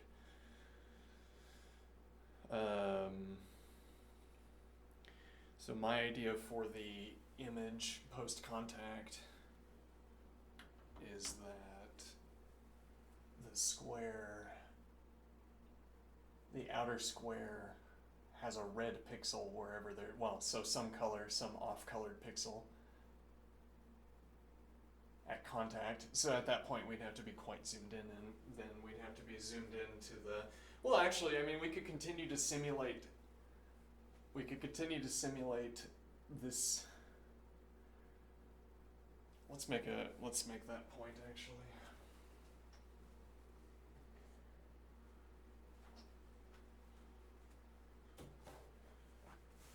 Let's see. Okay.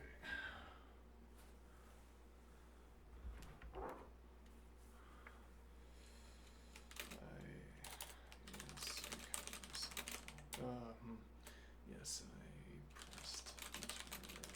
Okay, let's see. Yes, I pressed enter early. Okay. Now.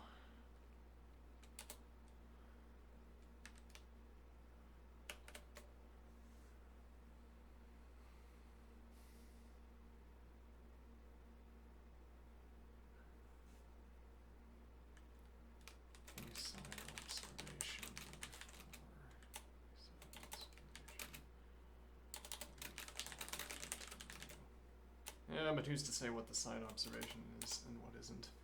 To make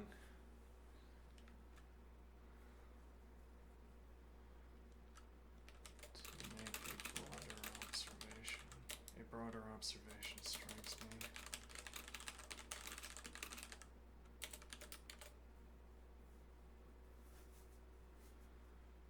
We can continue to depict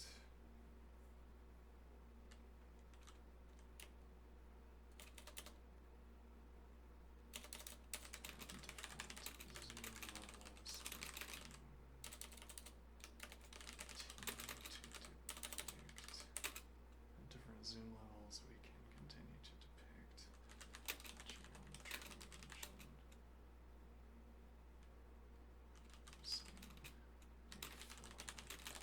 representation.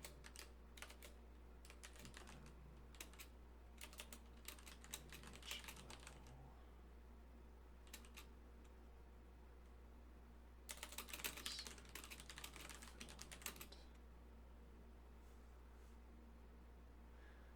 Yeah, though at different levels of a filament structure, you would anticipate there to be different local patterns, I'm guessing.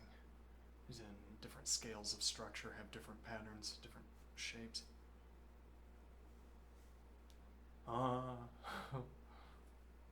Wouldn't that violate... Interesting idea. Wouldn't that violate homogeneity? The homogeneity principle. No, it cycles through. This is a fun way of talking where you throw out truth and just sort of say what sounds cool. The universe has a filament structure, it's true.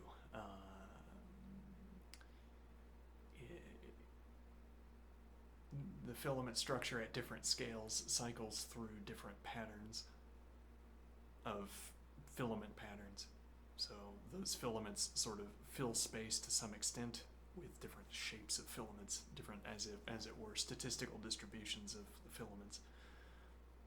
Okay, you zoom out and those what were large structures become local structures, and the global structure now has a different shape, and you zoom out and what was the local structure is now a small, rather what was the global structure is now a local structure, and there's a different shape to the filament, and now you think, doesn't that violate homogeneity? And I say no, because you cycle through all the shapes and then you go back to the start. Or, as we keep zooming out, we re-encounter the same shape sequences. The filament structure, getting larger and larger, cycles through the sort of available geometry for filaments. And the homogeneity is at scale, a much greater scaling than the local filament around us, which is just a leaf on a tree, on a bigger tree, leaf on a branch. Anyway, fancifully. Let's see. A broader observation strikes me. At different zoom levels, we can continue to depict the geometry engine using a filament representation. Then at each level of zoom, the filament.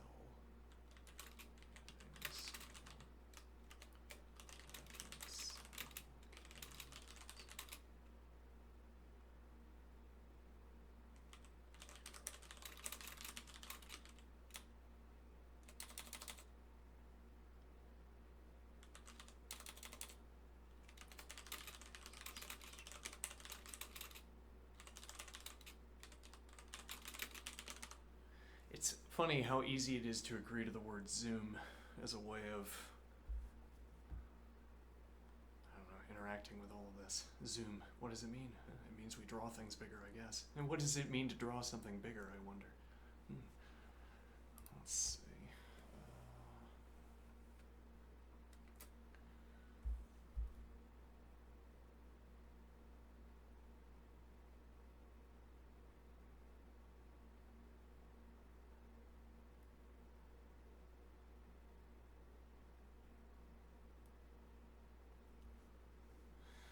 Yes, what you're describing is scale invariance, and it's an incredibly elegant insight for this project. You've built a visual language where the filamentous geometry engine is self-similar across scales. From wide shots to close-ups, it retains its visual identity, like a fractal or a turbulent field. Only at the deepest level does it resolve into discrete lit cells. Lit cells themselves become meta-symbols, stand-ins not just for life in the game of life sense, but for dense encoded substructure.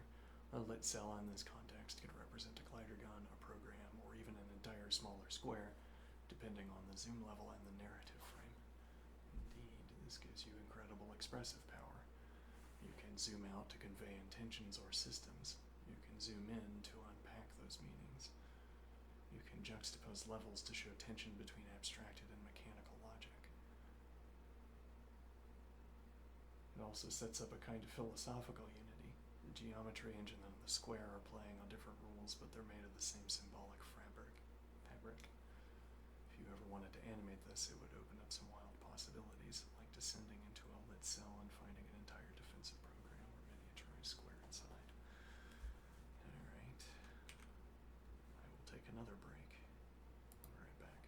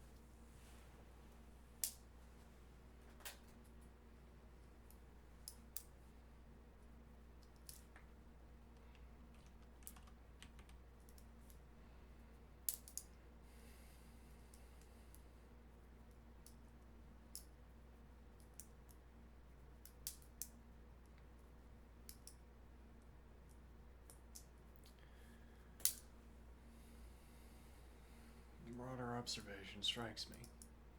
In different zoom levels, we can continue to depict the geometry engine using a filament representation. So long as we intend to depict the structure with low enough zoom, we could assert that the filament structure is homogeneous with regards to scale. That is to say, it looks the same no matter how close you look, until you get down to the level of individual lit cells. Yeah, I probably could cut out the words level of. Similarly, if we depict a lit cell at any scale, that lit cell can represent the presence of structure at a greater degree of zoom. And well, the point in part would be, we have to figure out how to do this while exercising incidentally, because I have to get that exercise in.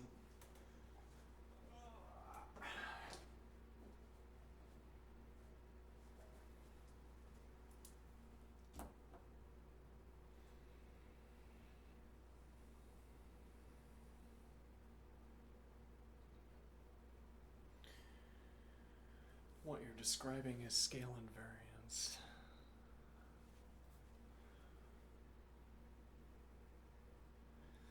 There's a point here that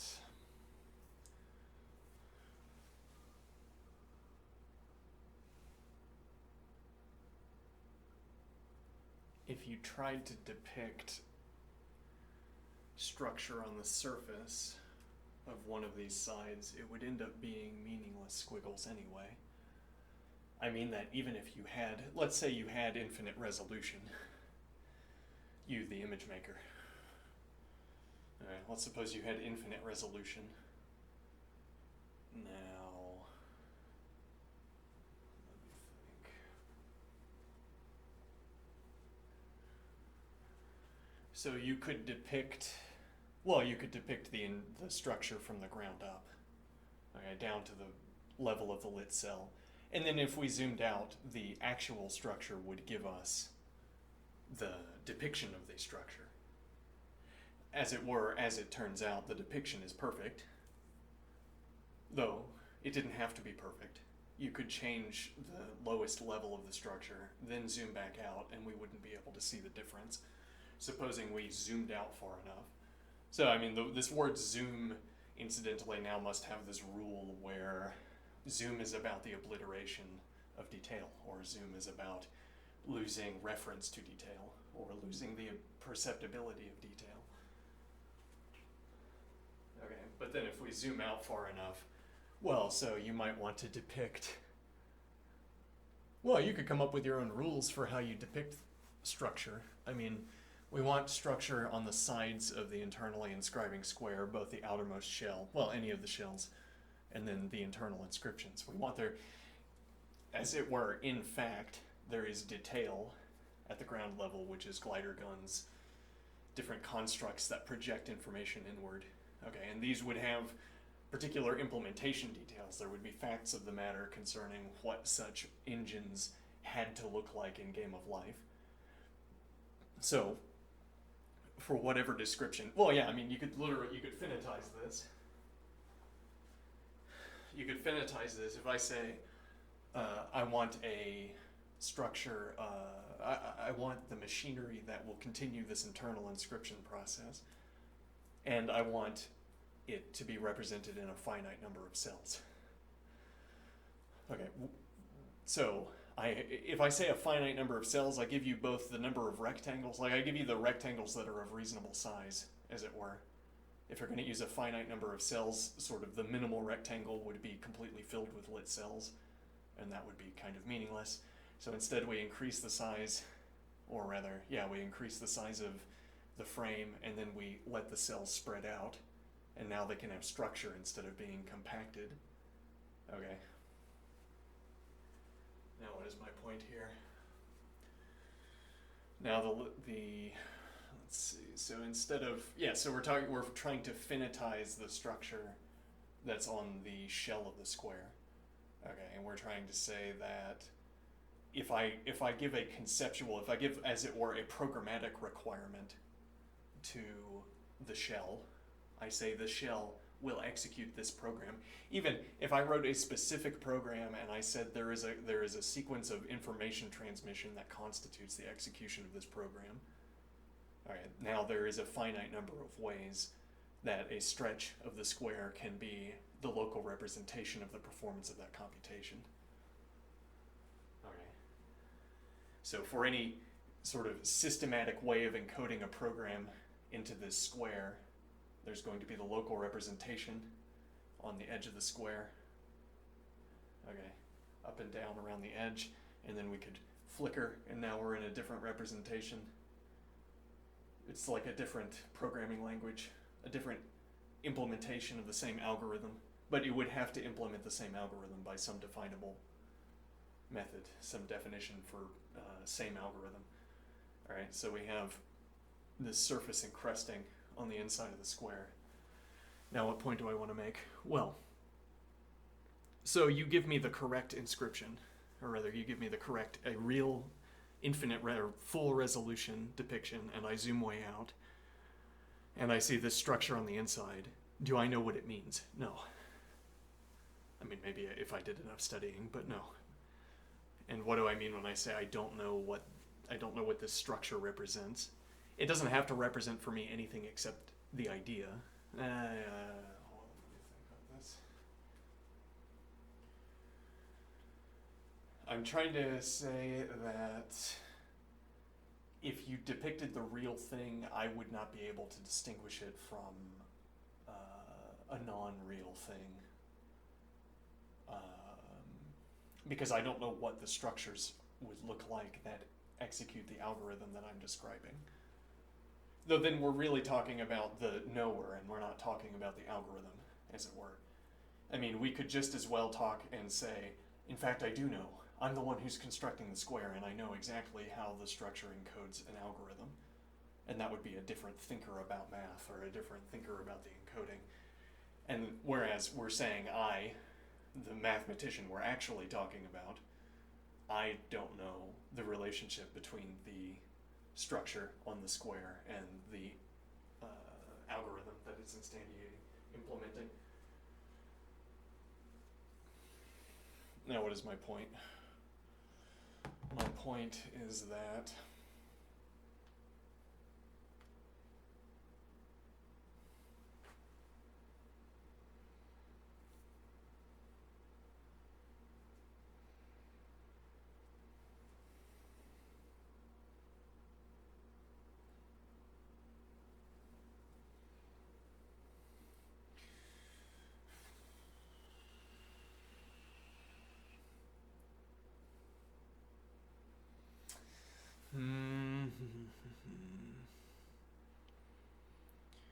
so we're I don't know. I think we're gonna have to drop that point. All right, fine. Let's see. Well, you're describing a scale invariance, and it's incredibly elegant insight for this project. You built a visual language where the filamentous geometry engine is self-similar across scales, from wide shots to close-ups. It retains its visual identity like a fractal or a turbulent field.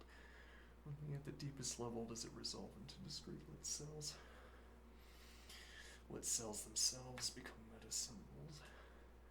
Stand-ins not just for the game of life, in the game of life sense. Rather, stand-ins not just for life in the game of life sense, but for dense encoded substructure. A lit cell in this context could represent a glider gun, a program, or even an entire smaller square, depending on the zoom level of the narrative frame. Now, so if we did want to zoom in, if we wanted to depict a zooming in, there would have to be a coming into resolution of detail. What do I mean? Well, so we have a lit cell, and as we're saying, it is a meta symbol. Okay, but actually, well, it's an interesting idea that we have here. Becomes a meta symbol, but it also, we want it to retain its sort of literal spatial characteristics, at least insofar as when we zoom in on a cell, we want structure to appear. Okay, and that structure, so we're thinking, is that we zoom in on a lit cell, and we see a pile of lit cells on the edge. Now, but we would have to depict that, as in if we were zooming in on a lit cell, there would have to come into resolution a depiction of that higher detail, which would itself be depicted in terms of lit cells. Okay.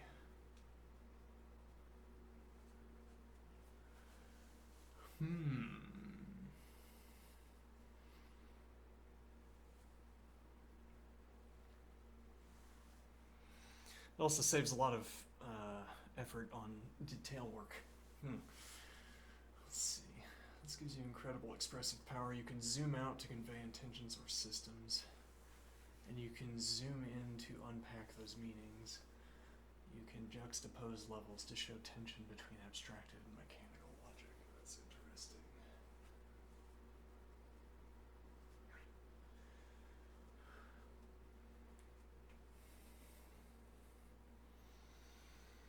It gets quite close to an interesting point. Let's see. You can zoom out to convey intentions or systems, and this would be a kind of language of the video, as it were. I mean, that you'd have, if we made a video out of this, you'd have vocal overlay where you're talking about, well, you're talking about whatever's depicted in the frame, right? And we're then saying that the transition from a zoom in to a zoom out, or a zoom out or a zoom in, rather a zoom out into a zoom in, gives the speaker something to talk about in this specific way, that you can zoom out so that the speaker can talk about intention or systems. You can zoom in to unpack intention or systems. So in that case, when I say there's a system, well, yeah, okay, and like for instance, I zoom out and I say, look at this clearly complex structure that's encrusted onto the edge. Okay, we were looking at, it was too close, we couldn't figure out what we were looking at. And then we zoom out and we look down and we see clearly a structure. Okay, and now I say this structure, for instance, is the local representation of an algorithm. Okay, fair enough. And then we say that's our system. So I guess we're presupposing there's some way to be the local representation of an algorithm. Okay, and not for nothing, surrounding or encrusting the entire square would be the local representation of the entire algorithm. If we zoomed in anywhere on the square, we would find local representation of the algorithm. Okay.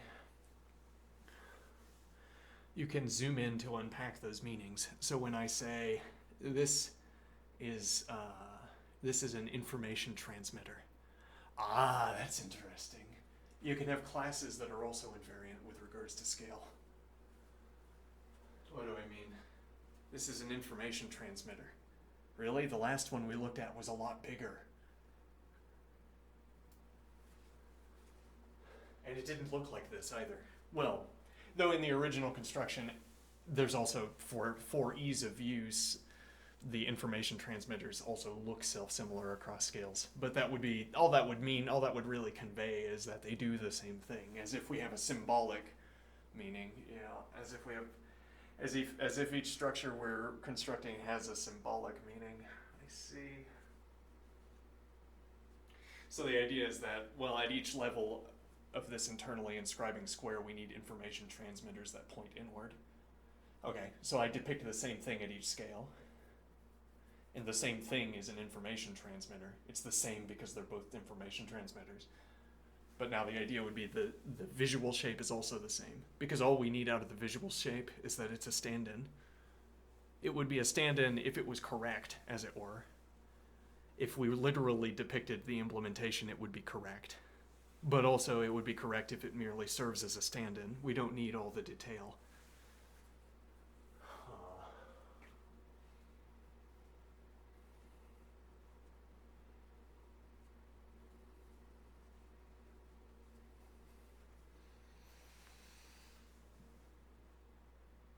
So you can zoom in to unpack those meanings. Well, so I say this is an information transmitter. Now, but that's a problem, right? If I depict the same thing, well, then we're just zooming in on a fractal. Okay. Though then maybe that's not what we want. Maybe we don't want to be zooming in on a fractal. Well, okay, but so we look at this. Let's see. You can zoom out to convey intention or systems. So I zoom out and say this is a structure. And now that I've named a structure, I can zoom in to point at the implementation. I can say this is what the structure is like at this scale. But then that's a difference we can't depict if we have a fractal, a sort of spatially self-similar structure, as opposed to an algorithmically self-similar structure. So we zoom back in. Let me think. Hold on. Well, yeah, we can't convey the idea that you might require a different factual implementation, a different literal implementation at different scales. Well, and that becomes a critical idea later when we start approaching the resolution limit. Because then the difference between how you have to depict a glider gun at different scales, or how you can, the limiting the as we reduce in size, we're also reducing the large but finite number of ways we can depict any given algorithm. Maybe that's my next point.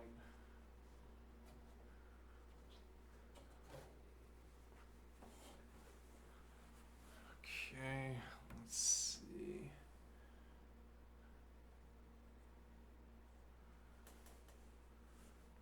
Okay.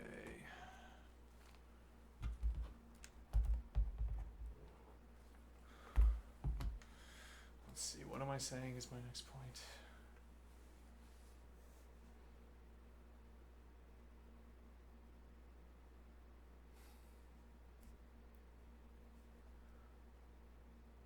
Let me see here. You can juxtapose levels to show tension between abstracted and mechanical logic. Though that would be harder to fake.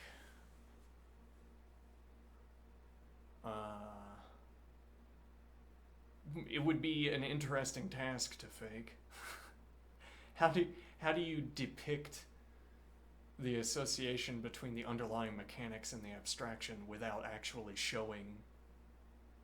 Like, how do you fake it?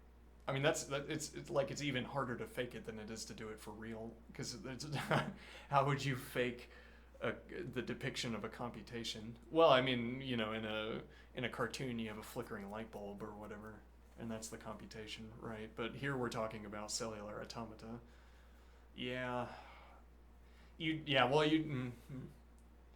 depict like a beam of lit cells, which is like just a bombardment of gliders or glider-like constructs. And so for that matter, a glider becomes a symbol for itself, and we could depict a bombardment of gliders simply as a stream of gliders all going in the same direction. I'm kind of throwing some sentences here, but let me see.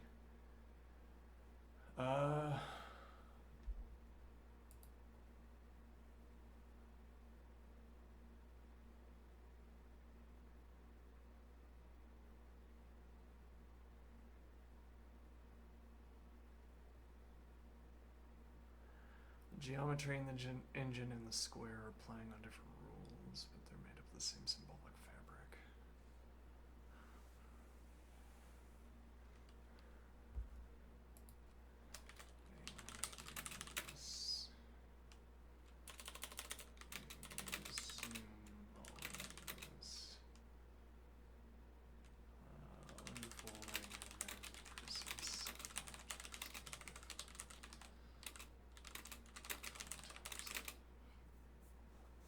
Animating a zoom on this unfolding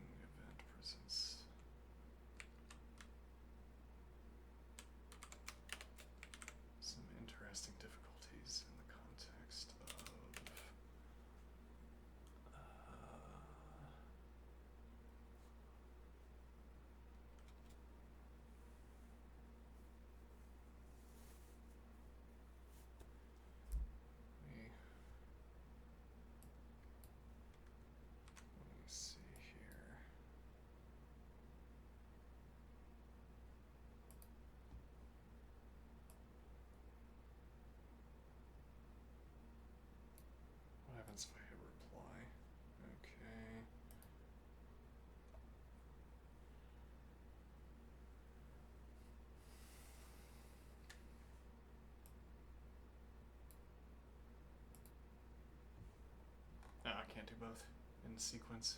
Okay.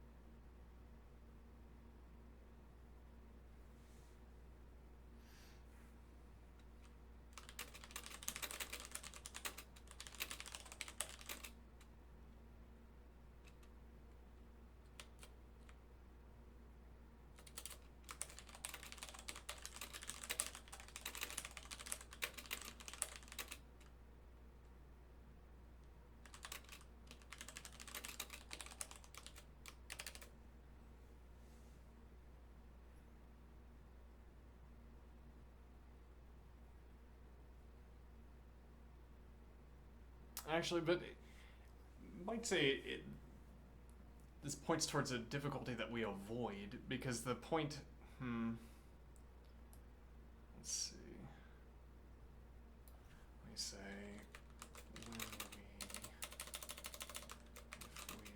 animate this, animate this construction, observations in the context of animating. In the context of animating this construction.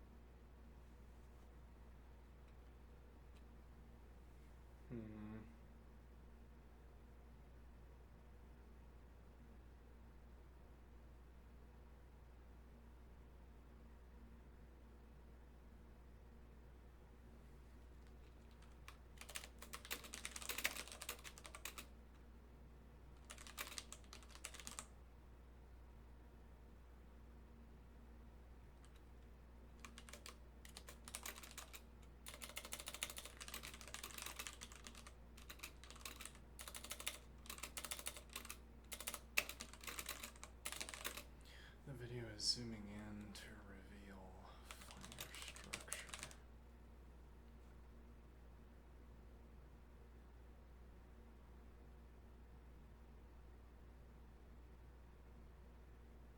Actually, I'm not sure what point I want to make. I feel like this was a good response. Let's see.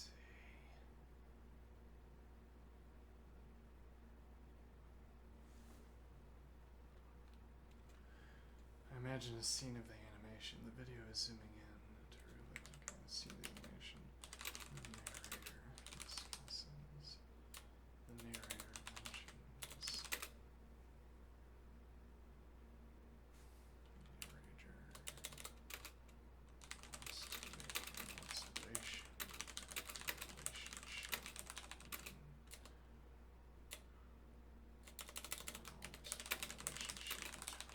large-scale structures and habitation.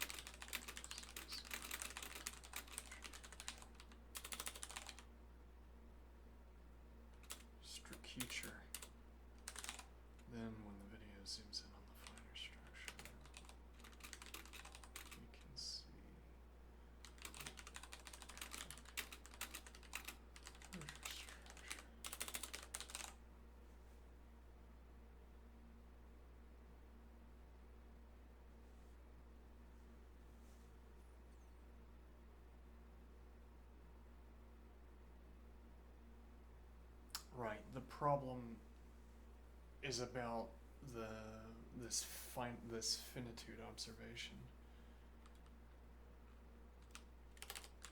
However, this mode of representation precludes.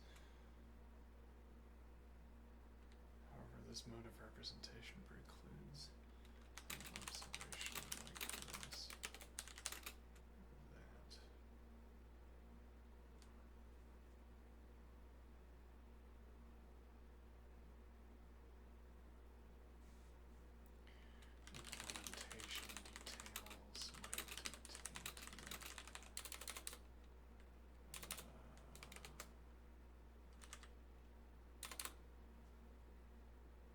Implementation details might the implementation details might dictate that representation of the same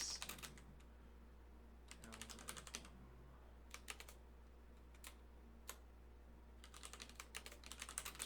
different scales.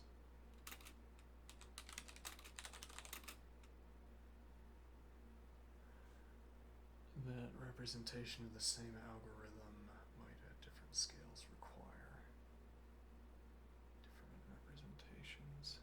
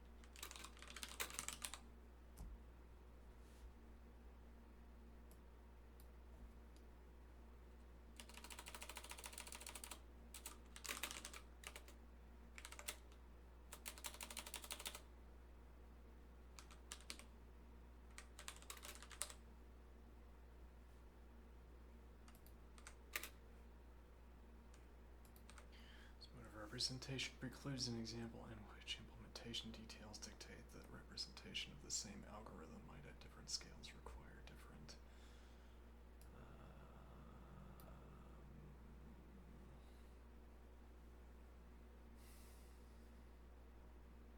constructions.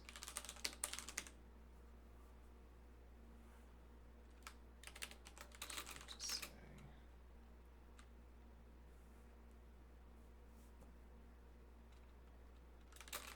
call a structure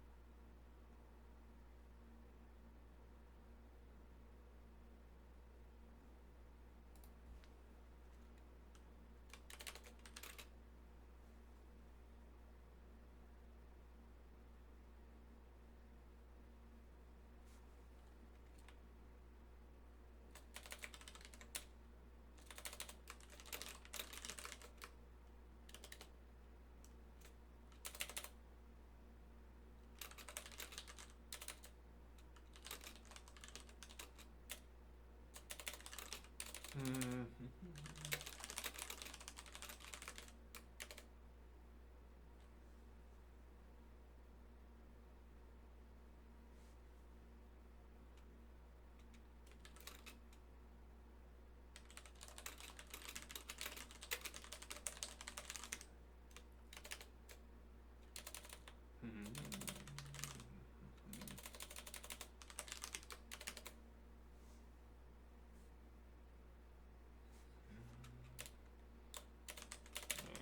I'd find my...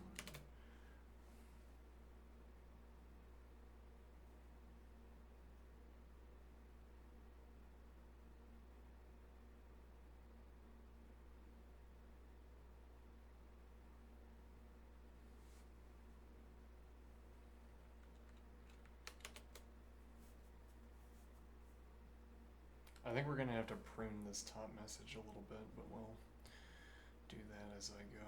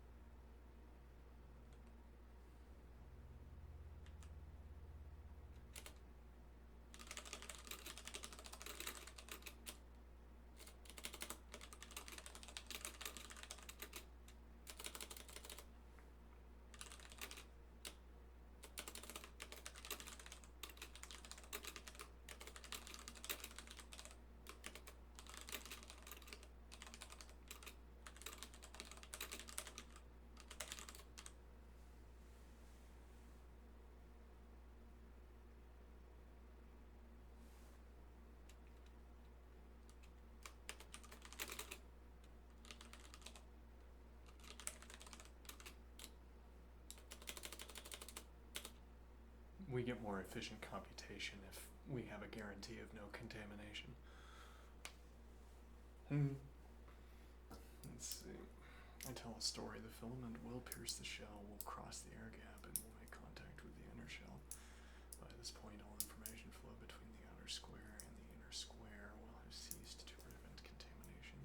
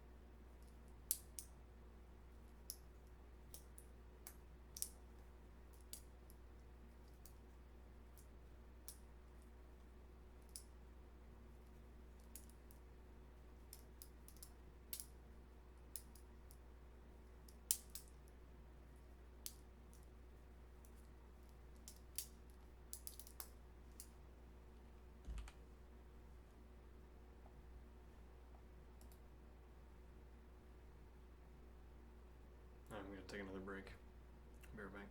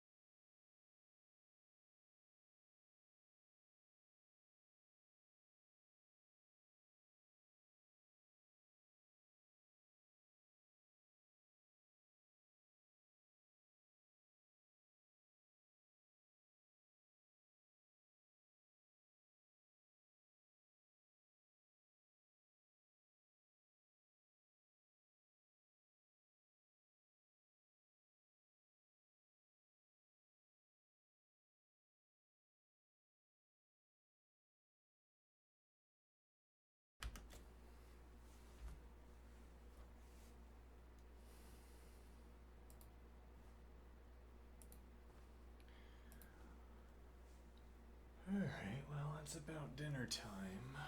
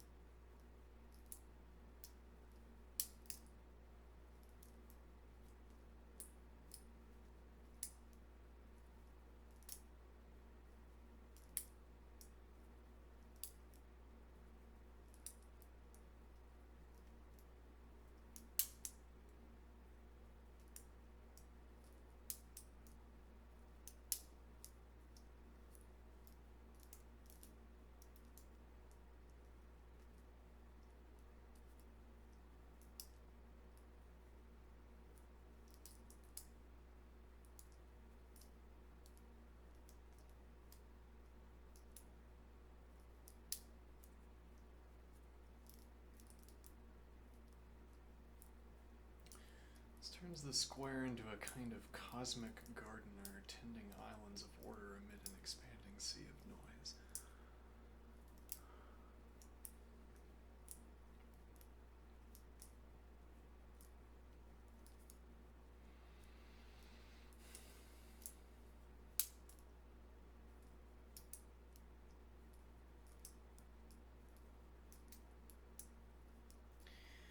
I also like this point. The square doesn't fight in brute force. It uses time, structure, recursion, and sometimes silence. Uses time, structure, recursion. And well, the point is that... Well, so supposing you can depict... We're depicting this event as unfolding repeatedly at different scales, where the filament makes contact with the next square. Okay, and again, it's, if nothing else, it's depicted in the same way. But that's also a critical point of saying it's depicted in the same way within this context means that, like, to depict the same thing is to be asserting that the same thing is happening, as it were. It's a way of referencing the occurrence of the same event, or an event that meets the same description. Okay, but also since this is happening inward, the scales are getting smaller, and the speed is always determined by the speed of light for goal, for game of life.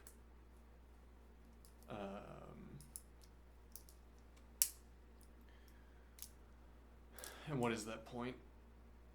Square doesn't fight it, it uses time, structure, and recursion, right? So the scale is getting smaller, so the events are speeding up because the gaps that have to be crossed by noise or by gliders even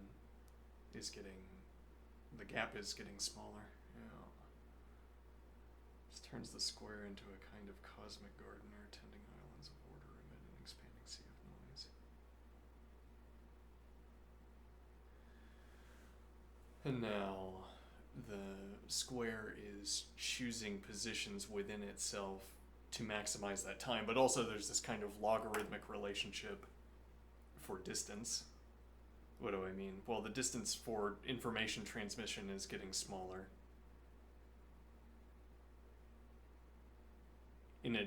So information transmission is happening faster, though also the bandwidth is smaller, I suppose, because you have to reduce the size of transmissions as well, alongside the size of the squares. Interesting. Everything's getting closer, and the point here is that, let me see.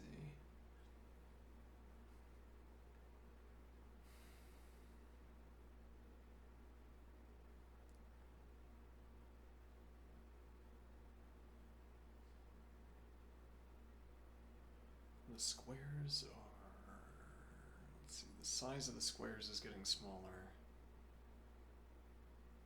So events are speeding up. Okay. Oh, and so I'm saying that the information about where to place the next square is comparatively valuable, as it were, because at the relevant scales, getting closer to the farthest distance. So this process that the outer shell is undertaking is determining the farthest distance, but that doesn't mean spatially the farthest distance. It means the position within the outer square where it will take the longest for the geometry field to expand. I mean that there's some position within the square that will be last visited by the geometry engine. Or there's some area, if I have a minimal size for my square in the next iteration, there's some area that's visited last. Okay, and the point would be that if I'm off by, I could be off by a margin that is small or off by a distance that is small compared to the outer shell, but that would be large compared to the inner shell because, again, distances are getting smaller.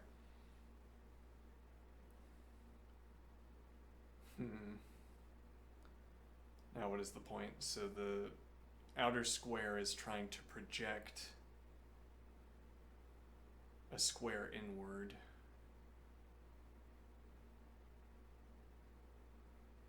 Well, and the outer square is getting encased by, is getting incorporated into the geometry engine. Let's see here.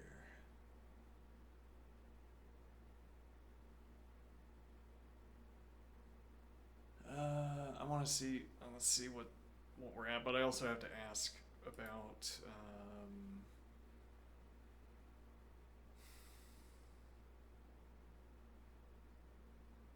I also have to ask about saving places in conversations. I can generate the next visual moment to the air gap breach. Show me what you're thinking for the air gap breach.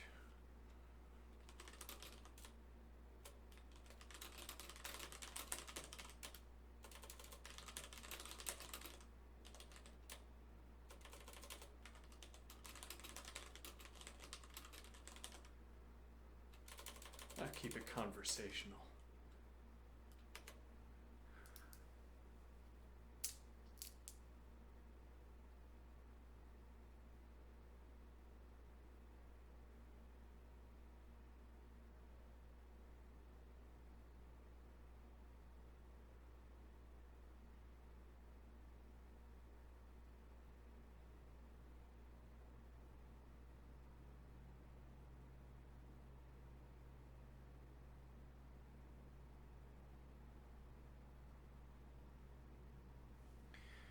gonna need some more detail here.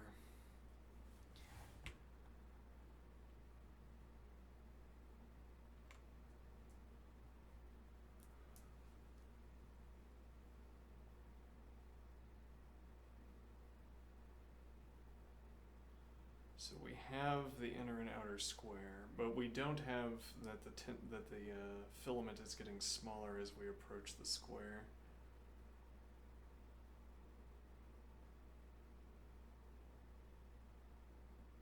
I think we're on the same page with regards to interpretation, and we will spend the next session working on visual details.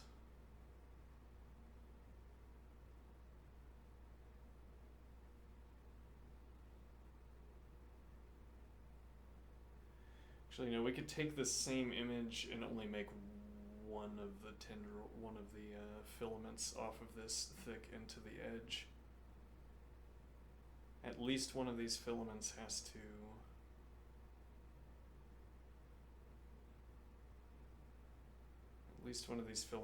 be extending out of frame.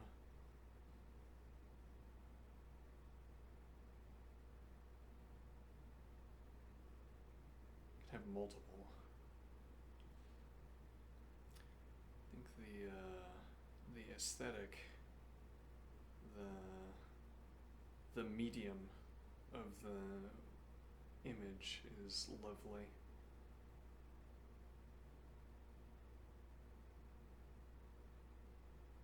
I don't have many words for describing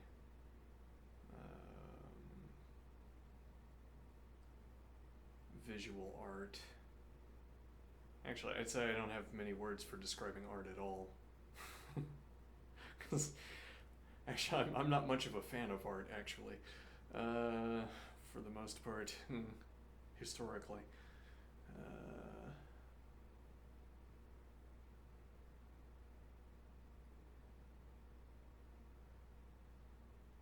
Alright, let's...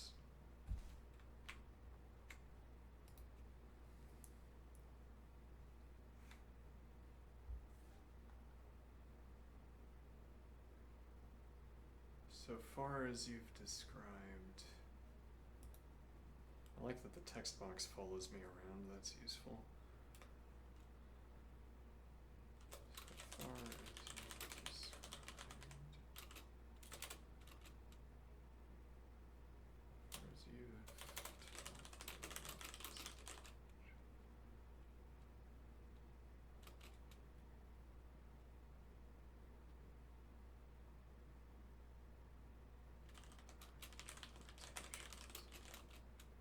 So far as you've described, interpretations are similar.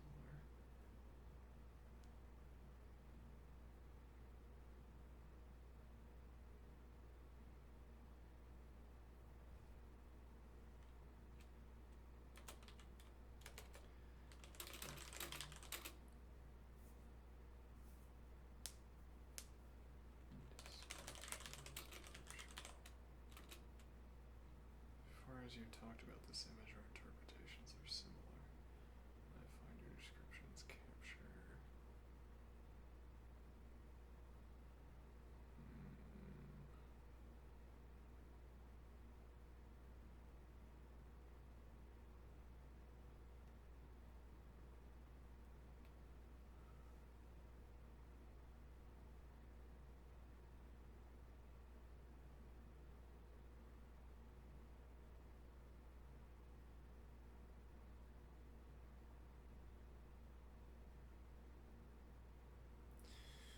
Descriptions eliminate. Descriptions capture. As far as you talked about this image or interpretations are similar, and I find your descriptions capture.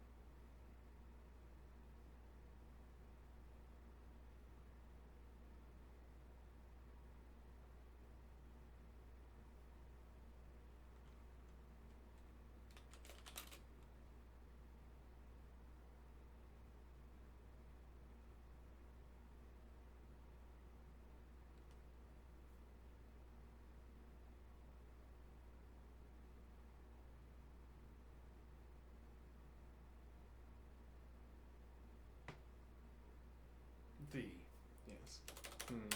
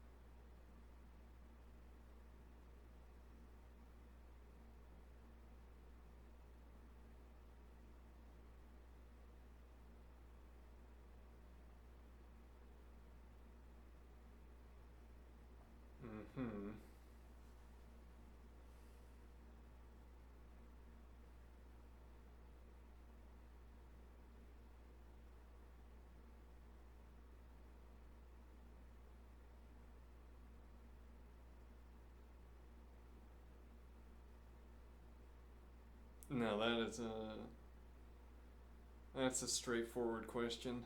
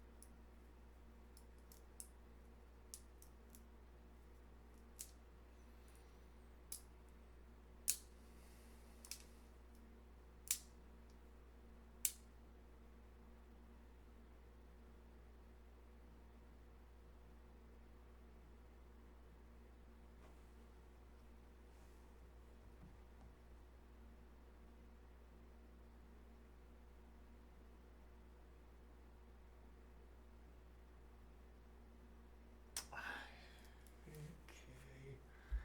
I have to decide. Oh no. Decisions. I'm not made for decisions. Okay.